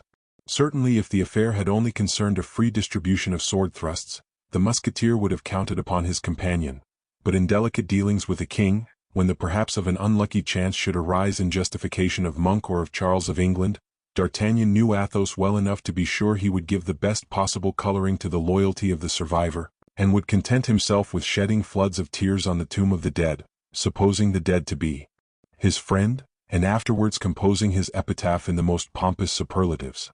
Decidedly, thought the Gascon, and this thought was the result of the reflections which he had just whispered to himself and which we have repeated aloud, decidedly I must be reconciled with Monk, and acquire proof of his perfect indifference for the past. If, and God forbid it should be so, he is still sulky and reserved in the expression of this sentiment, I shall give my money to Athos to take away with him, and remain in England just long enough to unmask him. Then, as I have a quick eye and a light foot, I shall notice the first hostile sign, to decamp or conceal myself at the residence of my Lord Buckingham, who seems a good sort of devil at the bottom, and to whom, in return for his hospitality, I shall relate all that history of the diamonds, which can now compromise nobody but an old queen, who need not be ashamed, after being the wife of a miserly creature like Mazarin, of having formerly been the mistress of a handsome nobleman like Buckingham. Mordioux, that is the thing, and this Monk shall not get the better of me. And besides I have an idea. We know that, in general, D'Artagnan was not wanting in ideas, and during this soliloquy, D'Artagnan buttoned his vest up to the chin, and nothing excited his imagination like this preparation for a combat of any kind, called extinction by the Romans. He was quite heated when he reached the mansion of the Duke of Albemarle. He was introduced to the Viceroy with a promptitude which proved that he was considered as one of the household. Monk was in his business closet. "My lord," said D'Artagnan, with that expression of frankness which the Gascon knew so well how to assume, "my lord, I have come to ask your Grace's advice." Monk, as closely buttoned up morally as his antagonist was physically, replied, "Ask, my friend," and his countenance presented an expression not less open than that of D'Artagnan. "My lord, in the first place, promise me secrecy and indulgence." "I promise you all you wish. What is the matter? Speak." "It is, my lord, that I am not quite pleased with the king." "Indeed. And on what account, my dear lieutenant?" "Because his majesty gives way sometimes to jests very compromising for his servants. And jesting, my lord, is a weapon that seriously wounds men of the sword as we are." Monk did all in his power not to betray his thought, but D'Artagnan watched him with too close attention not to detect an almost imperceptible flush upon his face. "Well now, for my part," said he with the most natural air possible, "I am not an enemy of jesting, my dear Monsieur d'Artagnan. My soldiers will tell you that even many times in camp, I listen very indifferently, and with a certain pleasure, to the satirical songs which the army of Lambert passed into mine, and which, certainly, would have caused the ears of a general more susceptible than I am to tingle." "Oh, my lord," said D'Artagnan, "I know you are a complete man, I know you have been, for a long time, placed above human miseries, but there are jests and jests of a certain kind, which have the power of irritating me beyond expression." "May I inquire what kind, my friend?" "Such as are directed against my friends or against people I respect, my lord." Monk made a slight movement, which D'Artagnan perceived. "And in what," asked Monk, "in what can the stroke of a pin which scratches another tickle your skin? Answer me that." "My lord, I can explain it to you in a single sentence. It concerns you." Monk advanced a single step towards D'Artagnan. "Concerns me?" said he. "Yes, and this is what I cannot explain, but that arises, perhaps, from my want of knowledge of his character. How can the king have the heart to jest about a man who has rendered him so many and such great services? How can one understand that he should amuse himself in setting by the ears a lion like you with a gnat like me?" "I cannot conceive that in any way," said Monk. "But so it is. The king, who owed me a reward, might have rewarded me as a soldier, without contriving that history of the ransom, which affects you, my lord." "No," said Monk, laughing, "it does not affect me in any way, I can assure you." "Not as regards me, I can understand. You know me, my lord, I am so discreet that the grave would appear a babbler compared to me, but, do you understand, my lord?" "No," replied Monk with persistent obstinacy. "If another knew the secret which I know—" "What secret?" "My lord, why, that unfortunate secret of Newcastle." "Oh, the million of the Comte de la Fere?" "No, my lord, no, the enterprise made upon your grace's person. It was well played, chevalier, that is all, and no more is to be said about it. You are a soldier, both brave and cunning, which proves that you unite the qualities of Fabius and Hannibal. You employed your means, force and cunning. There is nothing to be said against that. I ought to have been on guard." "Yes, I know, my lord, and I expected nothing less from your partiality, so that if it were only the abduction in itself, Mordieux, that would be nothing, but there are—" "What?" "The circumstances of that abduction." "What circumstances?" "Oh, you know very well what I mean, my lord." "No, curse me if I do." "There is, in truth it is difficult to speak it." "There is." "Well, there is that devil of a box." Monk colored visibly. "Well, I have forgotten it." "Deal box," continued D'Artagnan, "with holes for the nose and mouth. In truth, my lord, all the rest was well, but the box, that was really a coarse joke." Monk fidgeted about in his chair. "And notwithstanding my having done that," resumed D'Artagnan, "I, a soldier of fortune, it was quite simple, because by the side of that action, a little inconsiderate I admit, which I committed, but which the gravity of the case may excuse, I am circumspect and reserved." "Oh," said Monk, "believe me, I know you well, Monsieur d'Artagnan, and I appreciate you." D'Artagnan never took his eyes off Monk, studying all which passed in the mind of the general as he prosecuted his idea. "But it does not concern me," resumed he. "Well then, who does it concern?" said Monk, who began to grow a little impatient.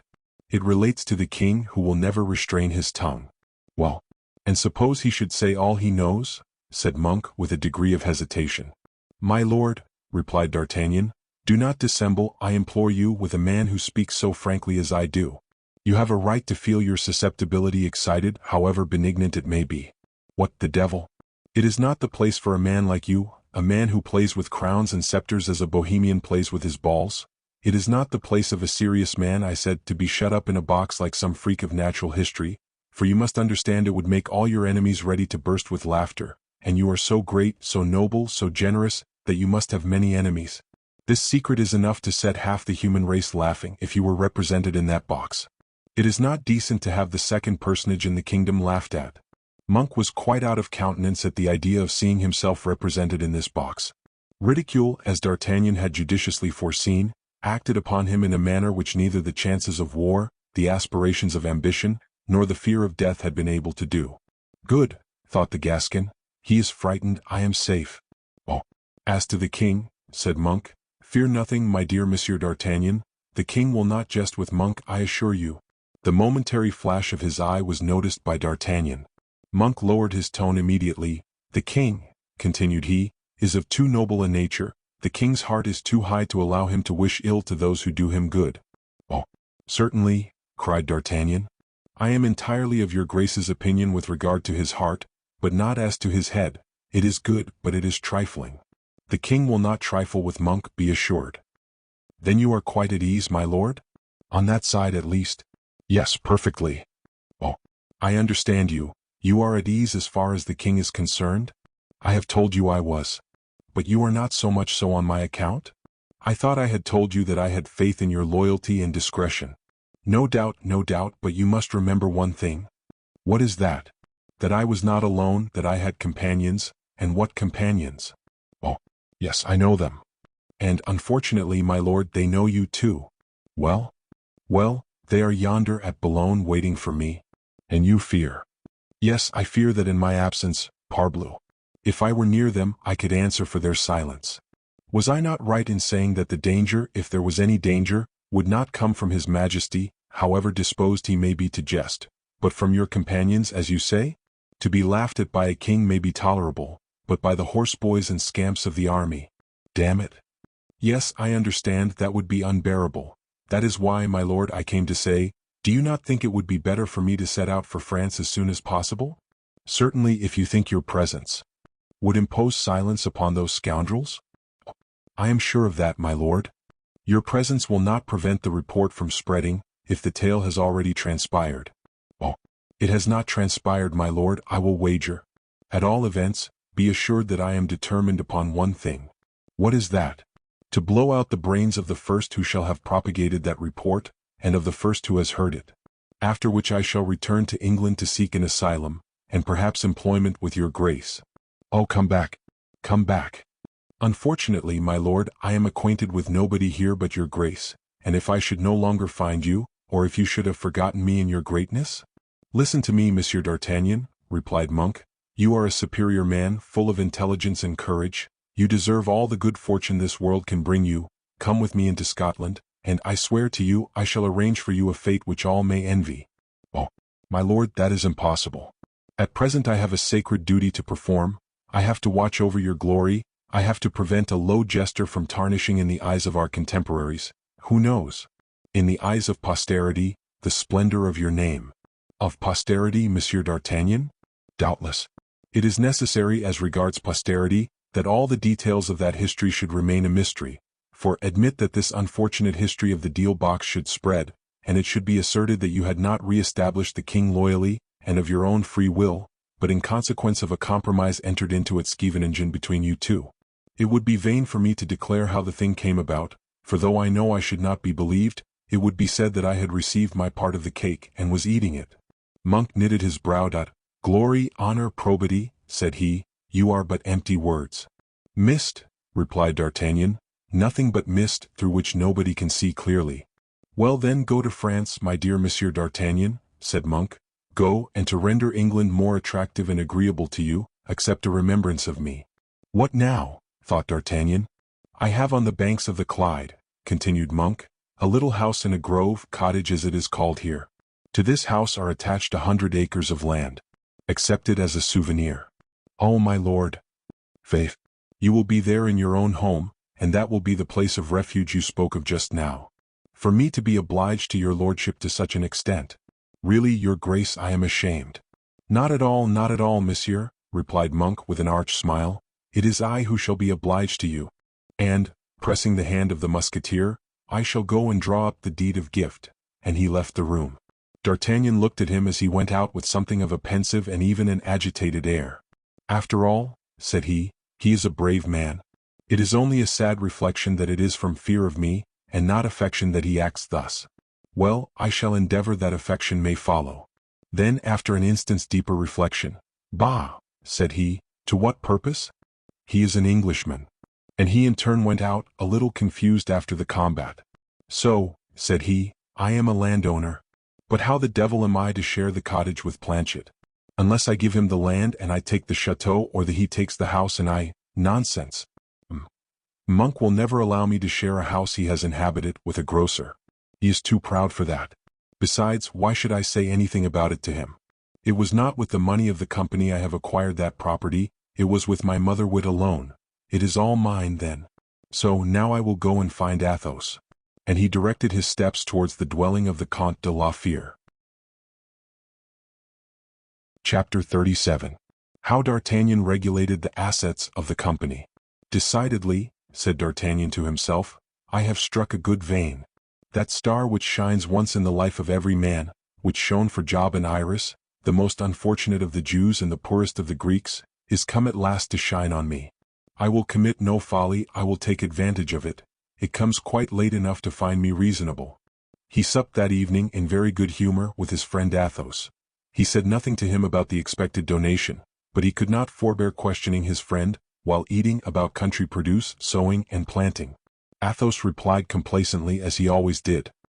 His idea was that D'Artagnan wished to become a landowner, only he could not help regretting, more than once, the absence of the lively humor and amusing sallies of the cheerful companion of former days. In fact, D'Artagnan was so absorbed, that, with his knife, he took advantage of the grease left at the bottom of his plate, to trace ciphers and make additions of surprising rotundity. The order, or rather license for their embarkation, arrived at Athos's lodgings that evening. While this paper was remitted to the Comte, another messenger brought to D'Artagnan a little bundle of parchments, adorned with all the seals employed in setting off property deeds in England. Athos surprised him turning over the leaves of these different acts which established the transmission of property. The prudent monk, others would say the generous monk, had commuted the donation into a sale, and acknowledged the receipt of the sum of 15,000 crowns as the price of the property ceded. The messenger was gone. D'Artagnan still continued reading. Athos watched him with a smile. D'Artagnan, surprising one of those smiles over his shoulder, put the bundle in its wrapper. I beg your pardon, said Athos. Oh, not at all, my friend, replied the lieutenant. I shall tell you. No, don't tell me anything, I beg you. Orders are things so sacred that to one's brother, one's father, the person charged with such orders should never open his mouth. Thus I, who speak to you and love you more tenderly than brother, father, or all the world. Except your Raoul? I shall love Raoul still better when he shall be a man, and I shall have seen him develop himself in all the phases of his character and his actions, as I have seen you, my friend. You said then, that you had an order likewise, and that you would not communicate it to me. Yes, my dear D'Artagnan. The Gascon sighed. There was a time, said he, when you would have placed that order open upon the table, saying, D'Artagnan read this scrawl to Porthos, Aramis, and to me. That is true.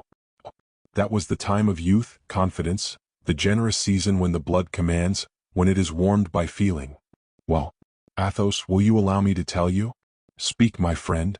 That delightful time, that generous season, that ruling by warm blood, were all very fine things, no doubt, but I do not regret them at all. It is absolutely like the period of studies. I have constantly met with fools who would boast of the days of pensums, ferals, and crusts of dry bread. It is singular, but I never loved all that. For my part, however active and sober I might be, if I was so, Athos, however simple I might appear in my clothes, I would not the less have preferred the braveries and embroideries of Porthos to my little perforated cassock, which gave passage to the wind in winter and the sun in summer. I should always, my friend, mistrust him who would pretend to prefer evil to good. Now, in times past all went wrong with me, and every month found a fresh hole in my cassock and in my skin, a gold crown less in my poor purse. Of that execrable time of small beer and seesaw, I regret absolutely nothing, nothing save our friendship. For within me I have a heart, and it is a miracle that heart has not been dried up by the wind of poverty which passed through all the holes of my cloak, or pierced by the swords of all shapes which passed through the holes in my poor flesh. Do not regret our friendship, said Athos, that will only die with ourselves. Friendship is composed, above all things, of memories and habits. And if you have just now made a little satire upon mine, because I hesitate to tell you the nature of my mission into France. Oh, heavens! If you knew, my dear friend, how indifferent all the missions of the world will henceforth become to me." And he laid his hand upon the parchment in his vest pocket. Athos rose from the table and called the host in order to pay the reckoning. "Since I have known you, my friend," said D'Artagnan, "I have never discharged the reckoning. Porthos often did, Aramis sometimes, and you almost always drew out your purse with the dessert. I am now rich and should like to try if it is heroic to pay." "Do so," said Athos, returning his purse to his pocket.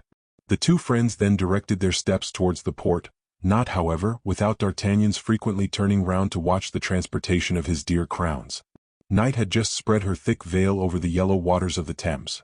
They heard those noises of casks and pulleys, the preliminaries of preparing to sail which had so many times made the hearts of the Musketeers beat when the dangers of the sea were the least of those they were going to face. This time they were to embark on board a large vessel which awaited them at Gravesend, and Charles II, always delicate in small affairs, had sent one of his yachts, with 12 men of his Scots Guard, to do honor to the ambassador he was sending to France. At midnight the yacht had deposited its passengers on board the vessel, and at 8 o'clock in the morning, the vessel landed the ambassador and his friend on the wharf at Boulogne. Whilst the Comte, with Grimaud, was busy procuring horses to go straight to Paris, D'Artagnan hastened to the hostelry where, according to his orders, his little army was to wait for him. These gentlemen were at breakfast upon oysters, fish, and spiced brandy, when D'Artagnan appeared. They were all very gay, but not one of them had yet exceeded the bounds of reason. A hurrah of joy welcomed the general. "Here I am," said D'Artagnan, "the campaign is ended. I am come to bring each his supplement of pay as agreed upon." Their eyes sparkled. "I will lay a wager there are not, at this moment, 100 crowns remaining in the purse of the richest among you."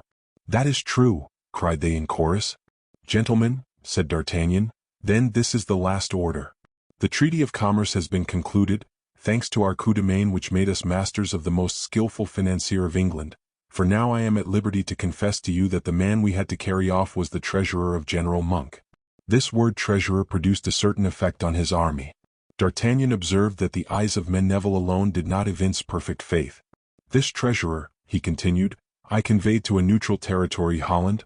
I forced him to sign the treaty. I have even reconducted him to Newcastle, and he was obliged to be satisfied with our proceedings towards him. The deal coffer being always carried without jolting and being lined softly, I asked a gratification for you. Here it is." He threw a respectable-looking purse upon the cloth, and all involuntarily stretched out their hands. "One moment, my lambs," said D'Artagnan. "If there are profits, there are also charges." Oh, murmured they. "We are about to find ourselves, my friends, in a position which would not be tenable for people without brains. I speak plainly, we are between the gallows and the Bastille." Oh, said the chorus. "That is easily understood. It was necessary to explain to General Monk the disappearance of his treasurer. I waited, for that purpose, till the unhoped-for moment of the restoration of King Charles II, who is one of my friends." This army exchanged a glance of satisfaction in reply to the sufficiently proud look of D'Artagnan.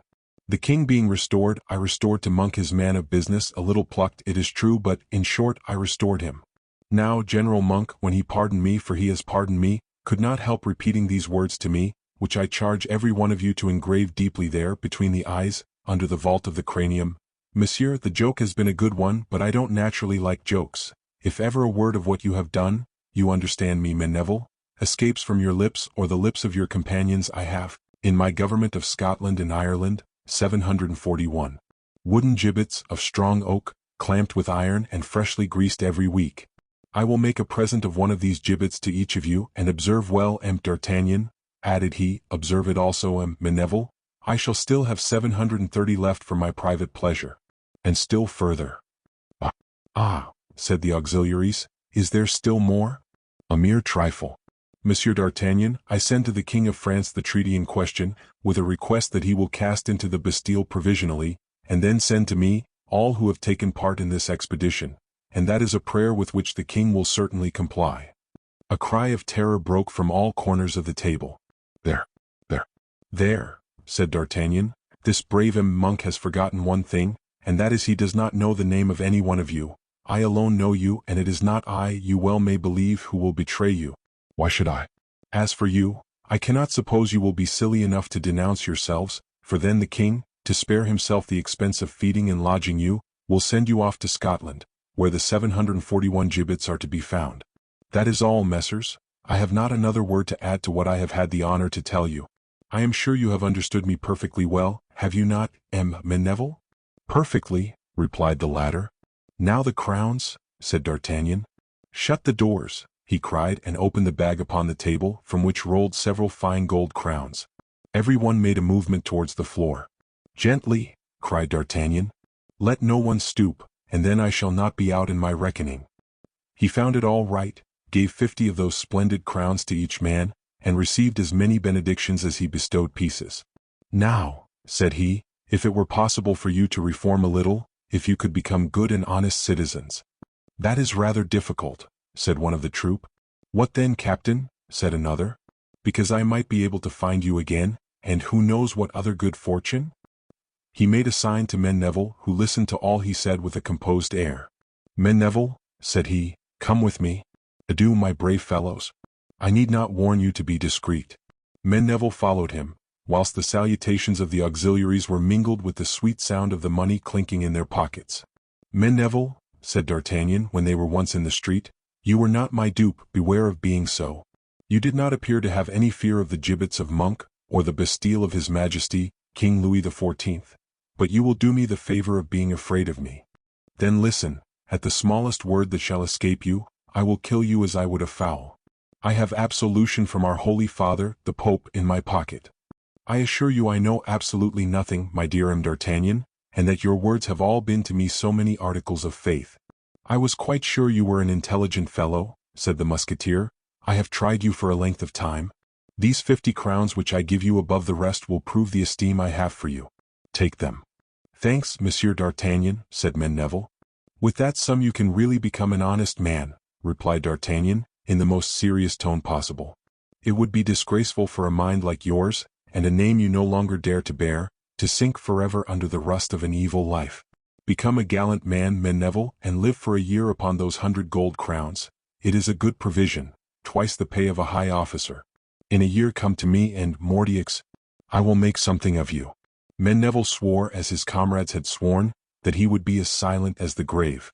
And yet someone must have spoken, and as certainly it was not one of the 9 companions, and quite as certainly it was not Neville, it must have been D'Artagnan, who, in his quality of a Gascon, had his tongue very near to his lips. For, in short, if it were not he, who could it be? And how can it be explained that the secret of the deal coffer pierced with holes should come to our knowledge, and in so complete a fashion that we have, as has been seen, related the history of it in all its most minute details? Details which, besides, throw a light as new as unexpected upon all that portion of the history of England which has been left, up to the present day, completely in darkness by the historian of our neighbors. Chapter 38. The French grocer had already been established in the 17th century. His accounts once settled and his recommendations made, D'Artagnan thought of nothing but returning to Paris as soon as possible. Athos, on his part, was anxious to reach home and to rest a little. However whole the character and the man may remain after the fatigues of a voyage, the traveler perceives with pleasure at the close of the day, even though the day has been a fine one, that night is approaching and will bring a little sleep with it. So, from Boulogne to Paris, jogging on, side by side, the two friends, in some degree absorbed each in his individual thoughts, conversed of nothing sufficiently interesting for us to repeat to our readers. Each of them given up to his personal reflections, and constructing his future after his own fashion, was, above all, anxious to abridge the distance by speed. Athos and D'Artagnan arrived at the gates of Paris on the evening of the 4th day after leaving Boulogne. "Where are you going, my friend?" asked Athos. "I shall direct my course straight to my hotel." "And I straight to my partner's." "To Planchet's?" "Yes, at the Pilon d'Or." "Well, but shall we not meet again?" "If you remain in Paris, yes, for I shall stay here." "No, after having embraced Raoul, with whom I have appointed a meeting at my hotel, I shall set out immediately for La Fère." "Well, adieu then, dear and true friend." "Au revoir." "I should rather say, for why can you not come and live with me at Blois? You are free, you are rich, I shall purchase for you, if you like, a handsome estate in the vicinity of Cheverny or of Bracieux. On the one side you will have the finest woods in the world, which join those of Chambord, on the other, admirable marshes. You who love sporting and who, whether you admit it or not, are a poet, my dear friend, you will find pheasants, rail and teal without counting sunsets and excursions on the water, to make you fancy yourself Nimrod and Apollo themselves. While awaiting the purchase, you can live at La Fere, and we shall go together to fly our hawks among the vines as Louis XIII used to do. That is a quiet amusement for old fellows like us. D'Artagnan took the hands of Athos in his own. Dear Count, said he, I shall say neither yes nor no. Let me pass in Paris the time necessary for the regulation of my affairs, and accustom myself by degrees to the heavy and glittering idea which is beating in my brain and dazzles me. I am rich, you see, and from this moment until the time when I shall have acquired the habit of being rich, I know myself, and I shall be an insupportable animal. Now, I am not enough of a fool to wish to appear to have lost my wits before a friend like you, Athos. The cloak is handsome, the cloak is richly gilded, but it is new and does not seem to fit me. Athos smiled. So be it, said he. But apropos of this cloak, dear D'Artagnan, will you allow me to offer you a little advice? Yes, willingly. You will not be angry? Proceed. When wealth comes to a man late in life or all at once, that man, in order not to change, must most likely become a miser, that is to say, not spend much more money than he had done before, or else become a prodigal and contract so many debts as to become poor again. Oh, but what you say looks very much like a sophism, my dear philosophic friend. I do not think so. Will you become a miser? No, pardieu. I was one already, having nothing. Let us change. Then be prodigal. Still less mortix. Debts terrify me. Creditors appear to me by anticipation, like those devils who turn the damned upon the gridirons, and as patience is not my dominant virtue, I am always tempted to thrash those devils. You are the wisest man I know, and stand in no need of advice from anyone. Great fools must they be who think they have anything to teach you. But are we not at the Rue Saint-Honoré? Yes, dear Athos. Look yonder, on the left, that small long white house is the hotel where I lodge. You may observe that it has but 2 stories. I occupy the first. The other is let to an officer whose duties oblige him to be absent 8 or 9 months in the year, so I am in that house as in my own home, without the expense. Oh, how well you manage, Athos! What order and what liberality! They are what I wish to unite. But of what use trying? That comes from birth and cannot be acquired. You are a flatterer. Well, adieu, dear friend. Apropos, remember me to Master Planchet. He always was a bright fellow. And a man of heart too, Athos. Adieu. And they separated. During all this conversation, D'Artagnan had not for a moment lost sight of a certain pack-horse, in whose panniers, under some hay, were spread the sacoches, messengers' bags, with the portmanteau. 9 o'clock was striking at St. Mary. Planchet's helps were shutting up his shop.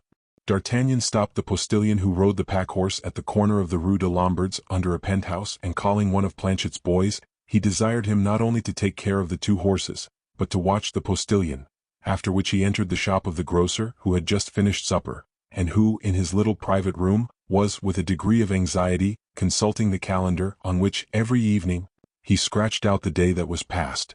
At the moment when Planchet, according to his daily custom, with the back of his pen, erased another day, D'Artagnan kicked the door with his foot, and the blow made his steel spur jingle.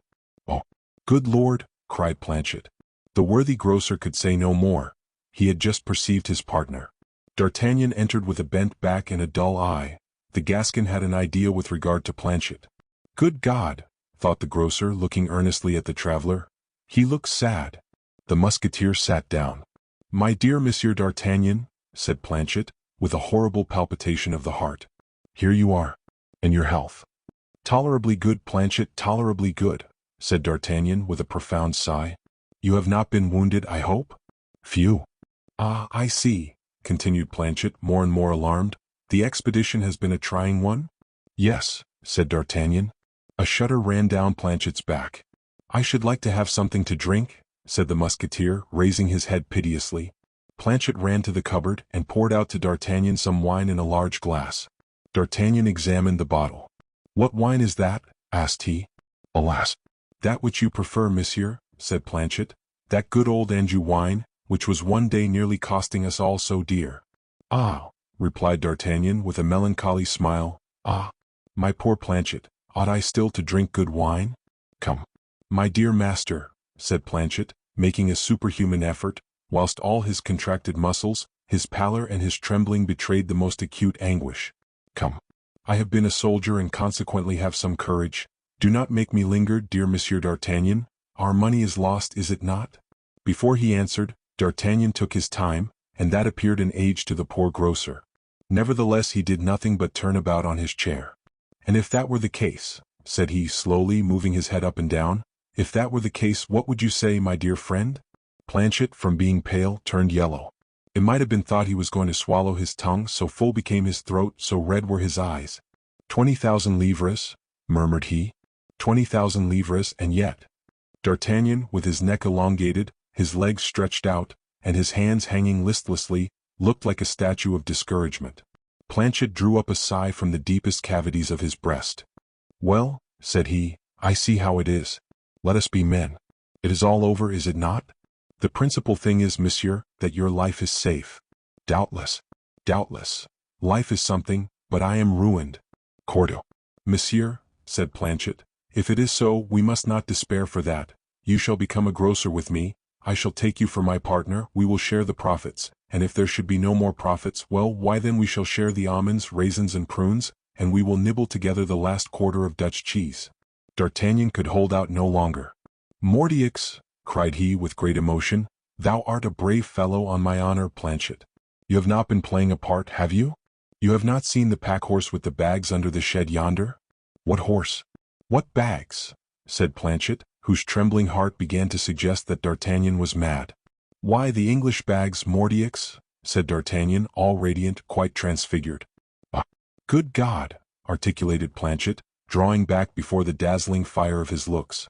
"Imbecile!" cried D'Artagnan, "you think me mad. Mordioux, on the contrary, never was my head more clear or my heart more joyous. To the bags, Planchet, to the bags." "But to what bags, good heavens?" D'Artagnan pushed Planchet towards the window. "Under that shed yonder, don't you see a horse?" "Yes." "Don't you see how his back is laden?" "Yes, yes." "Don't you see your lad talking with the postilion?" "Yes, yes, yes." "Well, you know the name of that lad because he is your own. Call him." "Abdin." "Abdin," vociferated Planchet from the window. "Bring the horse," shouted D'Artagnan. "Bring the horse," screamed Planchet. "Now give 10 livres to the postilion," said D'Artagnan in the tone he would have employed in commanding a maneuver. "2 lads to bring up the first 2 bags, 2 to bring up the 2 last. And move, Mordioux. Be lively." Planchet rushed down the stairs as if the devil had been at his heels. A moment later the lads ascended the stairs, bending beneath their burden. D'Artagnan sent them off to their garrets, carefully closed the door, and addressing Planchet, who in his turn looked a little wild. "Now we are by ourselves," said he, and he spread upon the floor a large cover, and emptied the first bag into it. Planchet did the same with the second.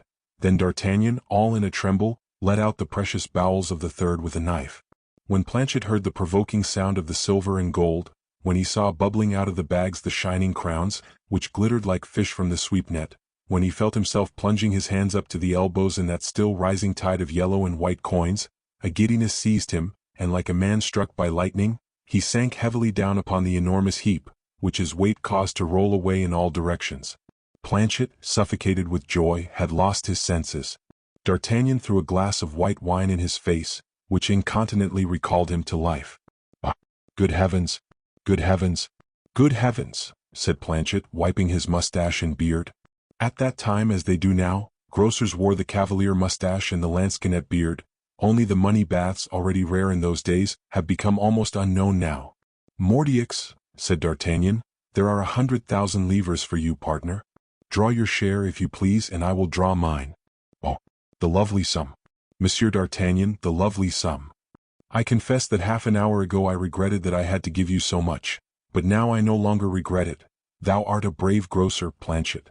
There, let us close our accounts, for, as they say, short reckonings make long friends."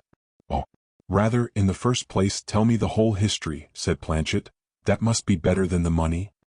"Ma foi," said D'Artagnan, stroking his mustache, "I can't say no, and if ever the historian turns to me for information, he will be able to say he has not dipped his bucket into a dry spring. Listen then, Planchet, I will tell you all about it." "And I shall build piles of crowns?" said Planchet. "Begin, my dear master." "Well, this is it," said D'Artagnan, drawing his breath. "And that is it," said Planchet, picking up his first handful of crowns. Chapter 39. Mazarin's Gaming Party. In a large chamber of the Palais Royal, hung with a dark-colored velvet, which threw into strong relief the gilded frames of a great number of magnificent pictures, on the evening of the arrival of the two Frenchmen, the whole court was assembled before the alcove of le Cardinal de Mazarin, who gave a card party to the king and queen. A small screen separated 3 prepared tables. At one of these tables the king and the 2 queens were seated. Louis XIV, placed opposite to the young queen, his wife, smiled upon her with an expression of real happiness. Anne of Austria held the cards against the cardinal, and her daughter-in-law assisted her in the game, when she was not engaged in smiling at her husband. As for the cardinal, who was lying on his bed with a weary and careworn face, his cards were held by the Comtesse de Soissons, and he watched them with an incessant look of interest and cupidity. The cardinal's face had been painted by Bernouin, but the rouge, which glowed only on his cheeks, threw into stronger contrast the sickly pallor of his countenance and the shining yellow of his brow. His eyes alone acquired a more brilliant luster from this auxiliary, and upon those sick man's eyes were, from time to time, turned the uneasy looks of the king, the queen, and the courtiers. The fact is, that the 2 eyes of the Seigneur Mazarin were the stars more or less brilliant in which the France of the 17th century read its destiny every evening and every morning. Monseigneur neither won nor lost. He was therefore neither gay nor sad. It was a stagnation in which, full of pity for him, Anne of Austria would not have willingly left him, but in order to attract the attention of the sick man by some brilliant stroke, she must have either won or lost. To win would have been dangerous, because Mazarin would have changed his indifference into an ugly grimace. To lose would likewise have been dangerous, because she must have cheated, and the Infanta who watched her game would doubtless have exclaimed against her partiality for Mazarin. Profiting by this calm, the courtiers were chatting. When not in a bad humor, de Mazarin was a very debonair prince, and he who prevented nobody from singing provided they paid, was not tyrant enough to prevent people from talking, provided they made up their minds to lose. They were therefore chatting. At the first table the king's younger brother, Philip, Duc d'Anjou, was admiring his handsome face in the glass of a box. His favorite, the Chevalier de Lorraine, leaning over the back of the prince's chair, was listening with secret envy to the Comte de Guiche, another of Philip's favorites, who was relating in choice terms the various vicissitudes of fortune of the royal adventurer Charles II. He told, as so many fabulous events, all the history of his peregrinations in Scotland, and his terrors when the enemy's party was so closely on his track, of nights spent in trees and days spent in hunger and combats. By degrees, the fate of the unfortunate king interested his auditors so greatly, that the play languished even at the royal table, and the young king, with a pensive look and downcast eye, followed, without appearing to give any attention to it, the smallest details of this odyssey, very picturesquely related by the Comte de Guiche. The Comtesse de Soissons interrupted the narrator. "Confess, Count, you are inventing." "Madam, I am repeating like a parrot all the stories related to me by different Englishmen. To my shame I am compelled to say, I am as exact as a copy." Charles II would have died before he could have endured all that. Louis XIV raised his intelligent and proud head. "Madam," said he in a grave tone, still partaking something of the timid child, "Monsieur le Cardinal will tell you that during my minority the affairs of France were in jeopardy, and that if I had been older and obliged to take sword in hand, it would sometimes have been for the purpose of procuring the evening meal." "Thanks to God," said the cardinal, who spoke for the first time, "your majesty exaggerates, and your supper has always been ready with that of your servants." The king colored. "Oh," cried Philip inconsiderately from his place and without ceasing to admire himself, "I recollect once at Melun, the supper was laid for nobody, and that the king ate 2/3 of a slice of bread, and abandoned to me the other third." The whole assembly, seeing Mazarin smile, began to laugh. Courtiers flatter kings with the remembrance of past distresses, as with the hopes of future good fortune. It is not to be denied that the crown of France has always remained firm upon the heads of its kings, and of Austria hastened to say, and that it has fallen off of that of the King of England, and when by chance that crown oscillated a little, for there are thronequakes as well as earthquakes, every time I say that rebellion threatened it, a good victory restored tranquility. "With a few gems added to the crown," said Mazarin. The Comte de Guiche was silent. The king composed his countenance, and Mazarin exchanged looks with Anne of Austria, as if to thank her for her intervention. "It is of no consequence," said Philip, smoothing his hair. "My cousin Charles is not handsome, but he is very brave and fought like a landsknecht, and if he continues to fight thus, no doubt he will finish by gaining a battle like Rocroi." "He has no soldiers," interrupted the Chevalier de Lorraine. "The King of Holland, his ally, will give him some. I would willingly have given him some if I had been King of France." Louis XIV blushed excessively. Mazarin affected to be more attentive to his game than ever. "By this time," resumed the Comte de Guiche, "the fortune of this unhappy prince is decided. If he has been deceived by Monk, he is ruined. Imprisonment, perhaps death, will finish what exiles, battles, and privations have commenced." Mazarin's brow became clouded. "It is certain," said Louis XIV, "that His Majesty Charles II has quitted The Hague?" "Quite certain, your Majesty," replied the young man. "My father has received a letter containing all the details. It is even known that the king has landed at Dover. Some fishermen saw him entering the port. The rest is still a mystery." "I should like to know the rest," said Philip impetuously. You, my brother." Louis XIV colored again. That was the third time within an hour. "Ask my Lord Cardinal," replied he, in a tone which made Mazarin and of Austria and everybody else open their eyes. "That means, my son," said Anne of Austria, laughing, "that the king does not like affairs of state to be talked of out of the council." Philip received the reprimand with good grace and bowed, first smiling at his brother and then at his mother. But Mazarin saw from the corner of his eye that a group was about to be formed in the corner of the room, and that the Duc d'Anjou with the Comte de Guiche and the Chevalier de Lorraine, prevented from talking aloud, might say in a whisper what it was not convenient should be said. He was beginning then to dart at them glances full of mistrust and uneasiness, inviting Anne of Austria to throw perturbation in the midst of the unlawful assembly, when suddenly Bernouin, entering from behind the tapestry of the bedroom, whispered in the ear of Mazarin, "Monseigneur, an envoy from His Majesty, the King of England." Mazarin could not help exhibiting a slight emotion, which was perceived by the king. To avoid being indiscreet rather than to appear useless, Louis XIV rose immediately and approaching His Eminence, wished him good night.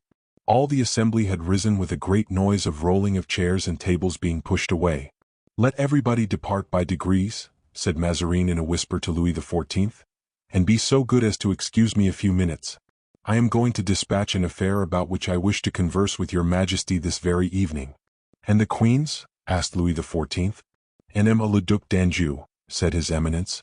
At the same time he turned round in his ruelle, the curtains of which, in falling, concealed the bed. The cardinal, nevertheless, did not lose sight of the conspirators. "I'm le Comte de Guiche," said he in a fretful voice whilst putting on behind the curtain his dressing gown, with the assistance of Bernouin. "I am here, my lord," said the young man as he approached. "Take my cards, you are lucky. Win a little money for me of these gentlemen." "Yes, my lord." The young man sat down at the table from which the king withdrew to talk with the two queens. A serious game was commenced between the Comte and several rich courtiers. In the meantime Philip was discussing the questions of dress with the Chevalier de Lorraine, and they had ceased to hear the rustling of the cardinal's silk robe from behind the curtain. His Eminence had followed Bernouin into the closet adjoining the bedroom. Chapter 40. An Affair of State. The cardinal, on passing into his cabinet, found the Comte de la Fere, who was waiting for him, engaged in admiring a very fine Raphael placed over a sideboard covered with a plate. His Eminence came in softly, lightly, and as silently as a shadow, and surprised the countenance of the Comte, as he was accustomed to do, pretending to divine by the simple expression of the face of his interlocutor what would be the result of the conversation. But this time Mazarin was foiled in his expectation. He read nothing upon the face of Athos, not even the respect he was accustomed to see on all faces. Athos was dressed in black with a simple lacing of silver. He wore the Holy Ghost, the Garter, and the Golden Fleece, 3 orders of such importance that a king alone or else a player could wear them at once. Mazarin rummaged a long time in his somewhat troubled memory to recall the name he ought to give to this icy figure, but he did not succeed. "I am told," said he at length, "you have a message from England for me." And he sat down, dismissing Bernouin, who, in his quality of secretary, was getting his pen ready. "On the part of His Majesty, the King of England, yes, your Eminence." "You speak very good French for an Englishman, monsieur," said Mazarin graciously, looking through his fingers at the Holy Ghost, Garter, and Golden Fleece, but more particularly at the face of the messenger. "I am not an Englishman, but a Frenchman, Monsieur le Cardinal," replied Athos. "It is remarkable that the King of England should choose a Frenchman for his ambassador. It is an excellent augury. Your name, monsieur, if you please? Comte de la Fere, replied Athos, bowing more slightly than the ceremonial and pride of the all-powerful minister required. Mazarin bent his shoulders as if to say, I do not know that name. Athos did not alter his carriage. And you come, monsieur, continued Mazarin, to tell me? I come on the part of His Majesty the King of Great Britain to announce to the King of France. Mazarin frowned. To announce to the King of France, continued Athos imperturbably, the happy restoration of His Majesty Charles II, to the throne of his ancestors. This shade did not escape his cunning eminence. Mazarin was too much accustomed to mankind, not to see in the cold and almost haughty politeness of Athos an index of hostility, which was not of the temperature of that hothouse called a court. You have powers, I suppose? Asked Mazarin in a short, querulous tone. Yes, monseigneur. And the word monseigneur came so painfully from the lips of Athos that it might be said it skinned them. Athos took from an embroidered velvet bag which he carried under his doublet a dispatch. The cardinal held out his hand for it. Your pardon, monseigneur, said Athos. My dispatch is for the king. Since you are a Frenchman, monsieur, you ought to know the position of a prime minister at the court of France. There was a time, replied Athos, when I occupied myself with the importance of prime ministers, but I have formed, long ago, a resolution to treat no longer with any but the king. Then, monsieur, said Mazarin, who began to be irritated, you will neither see the minister nor the king. Mazarin rose. Athos replaced his dispatch in its bag, bowed gravely, and made several steps towards the door. This coolness exasperated Mazarin. What strange diplomatic proceedings are these? Cried he. Have we returned to the times when Cromwell sent us bullies in the guise of charges d'affaires? You want nothing, monsieur, but the steel cap on your head and a Bible at your girdle. Monsieur, said Athos dryly, I have never had, as you have, the advantage of treating with Cromwell, and I have only seen his charges d'affaires sword in hand. I am therefore ignorant of how he treated with prime ministers. As for the King of England, Charles II, I know that when he writes to His Majesty King Louis XIV, he does not write to His Eminence the Cardinal Mazarin. I see no diplomacy in that distinction. Ah, cried Mazarin, raising his attenuated hand and striking his head, I remember now. Athos looked at him in astonishment. Yes, that is it, said the cardinal, continuing to look at his interlocutor. Yes, that is certainly it. I know you now, monsieur. Diavolo. I am no longer astonished.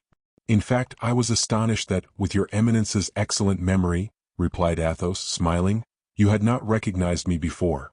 Always refractory and grumbling, monsieur, what do they call you? Stop, a name of a river, Potamus. No, the name of an island, Naxos. No, per Jove, the name of a mountain, Athos. Now I have it. Delighted to see you again, and to be no longer at Rouen, where you and your damned companions made me pay ransom. Fraud. Still fraud.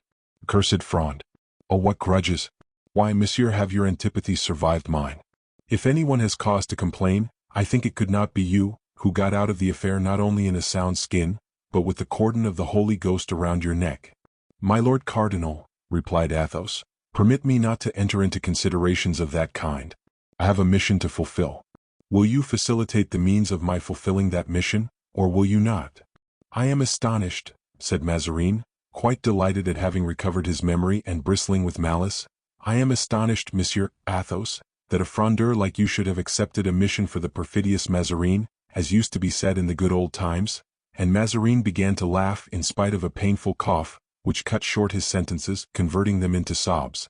I have only accepted the mission near the King of France, Monsieur le Cardinal, retorted the Comte, though with less asperity, for he thought he had sufficiently the advantage to show himself moderate. And yet, Monsieur le Frondeur, said Mazarin gaily, the affair which you have taken in charge must, from the king, with which I have been given in charge, monseigneur. I do not run after affairs. Be it so. I say that this negotiation must pass through my hands. Let us lose no precious time, then. Tell me the conditions. I have had the honor of assuring your Eminence that only the letter of His Majesty King Charles II contains the revelation of his wishes. Oh, you are ridiculous with your obstinacy, Monsieur Athos. It is plain you have kept company with the Puritans yonder. As to your secret, I know it better than you do, and you have done wrongly perhaps in not having shown some respect for a very old and suffering man, who has labored much during his life, and kept the field for his ideas as bravely as you have for yours. You will not communicate your letter to me? You will say nothing to me? Very well. Come with me into my chamber, you shall speak to the king, and before the king. Now then, one last word, who gave you the fleece? I remember you passed for having the garter, but as to the fleece I do not know. Recently my lord Spain, on the occasion of the marriage of His Majesty Louis XIV, sent King Charles II a brevet of the fleece in blank. Charles II immediately transmitted it to me, filling up the blank with my name. Mazarin arose, and leaning on the arm of Bernouin, he returned to his ruelle at the moment the name of M. le Prince was being announced. The Prince de Condé, the first prince of the blood, the conqueror of Rocroi, Lens and Nordlingen, was in fact entering the apartment of Monseigneur de Mazarin, followed by his gentlemen, and had already saluted the king, when the prime minister raised his curtain. Athos had time to see Raoul pressing the hand of the Comte de Guiche, and send him a smile in return for his respectful bow. He had time likewise to see the radiant countenance of the cardinal, when he perceived before him upon the table an enormous heap of gold, which the Comte de Guiche had won in a run of luck, after his eminence had confided his cards to him. So forgetting ambassador, embassy and prince, his first thought was of the gold. What? Cried the old man, all that? One? Some 50,000 crowns? Yes, monseigneur, replied the Comte de Guiche, rising. Must I give up my place to your eminence, or shall I continue? Give up. Give up. You are mad. You would lose all you have won. Peste. My lord, said the Prince de Condé, bowing. Good evening, Monsieur le Prince, said the minister in a careless tone. It is very kind of you to visit an old sick friend. A friend, murmured the Comte de la Fere at witnessing with stupor this monstrous alliance of words. Friends? When the parties are Condé and Mazarin. Mazarin seemed to divine the thoughts of the Frondeur, for he smiled upon him with triumph, and immediately, Sire, said he to the king, I have the honor of presenting to your majesty Monsieur le Comte de la Fere, ambassador from his Britannic Majesty. An affair of state, gentlemen, added he, waving his hand to all who filled the chamber, and who, the Prince de Condé at their head, all disappeared at the simple gesture. Raoul, after a last look cast at the Comte, followed M. de Condé. Philip of Anjou and the Queen appeared to be consulting about departing. A family affair, said Mazarin, suddenly detaining them in their seats. This gentleman is the bearer of a letter in which King Charles II, completely restored to his throne, demands an alliance between Monsieur, the brother of the king, and Mademoiselle Henrietta, granddaughter of Henry IV. Will you remit your letter of credit to the king, Monsieur le Comte? Athos remained for a minute stupefied. How could the minister possibly know the contents of the letter, which had never been out of his keeping for a single instant? Nevertheless, always master of himself, he held out the dispatch to the young king, Louis XIV, who took it with a blush. A solemn silence reigned in the cardinal's chamber. It was only troubled by the dull sound of the gold, which Mazarin, with his yellow dry hand, piled up in a casket, whilst the king was reading.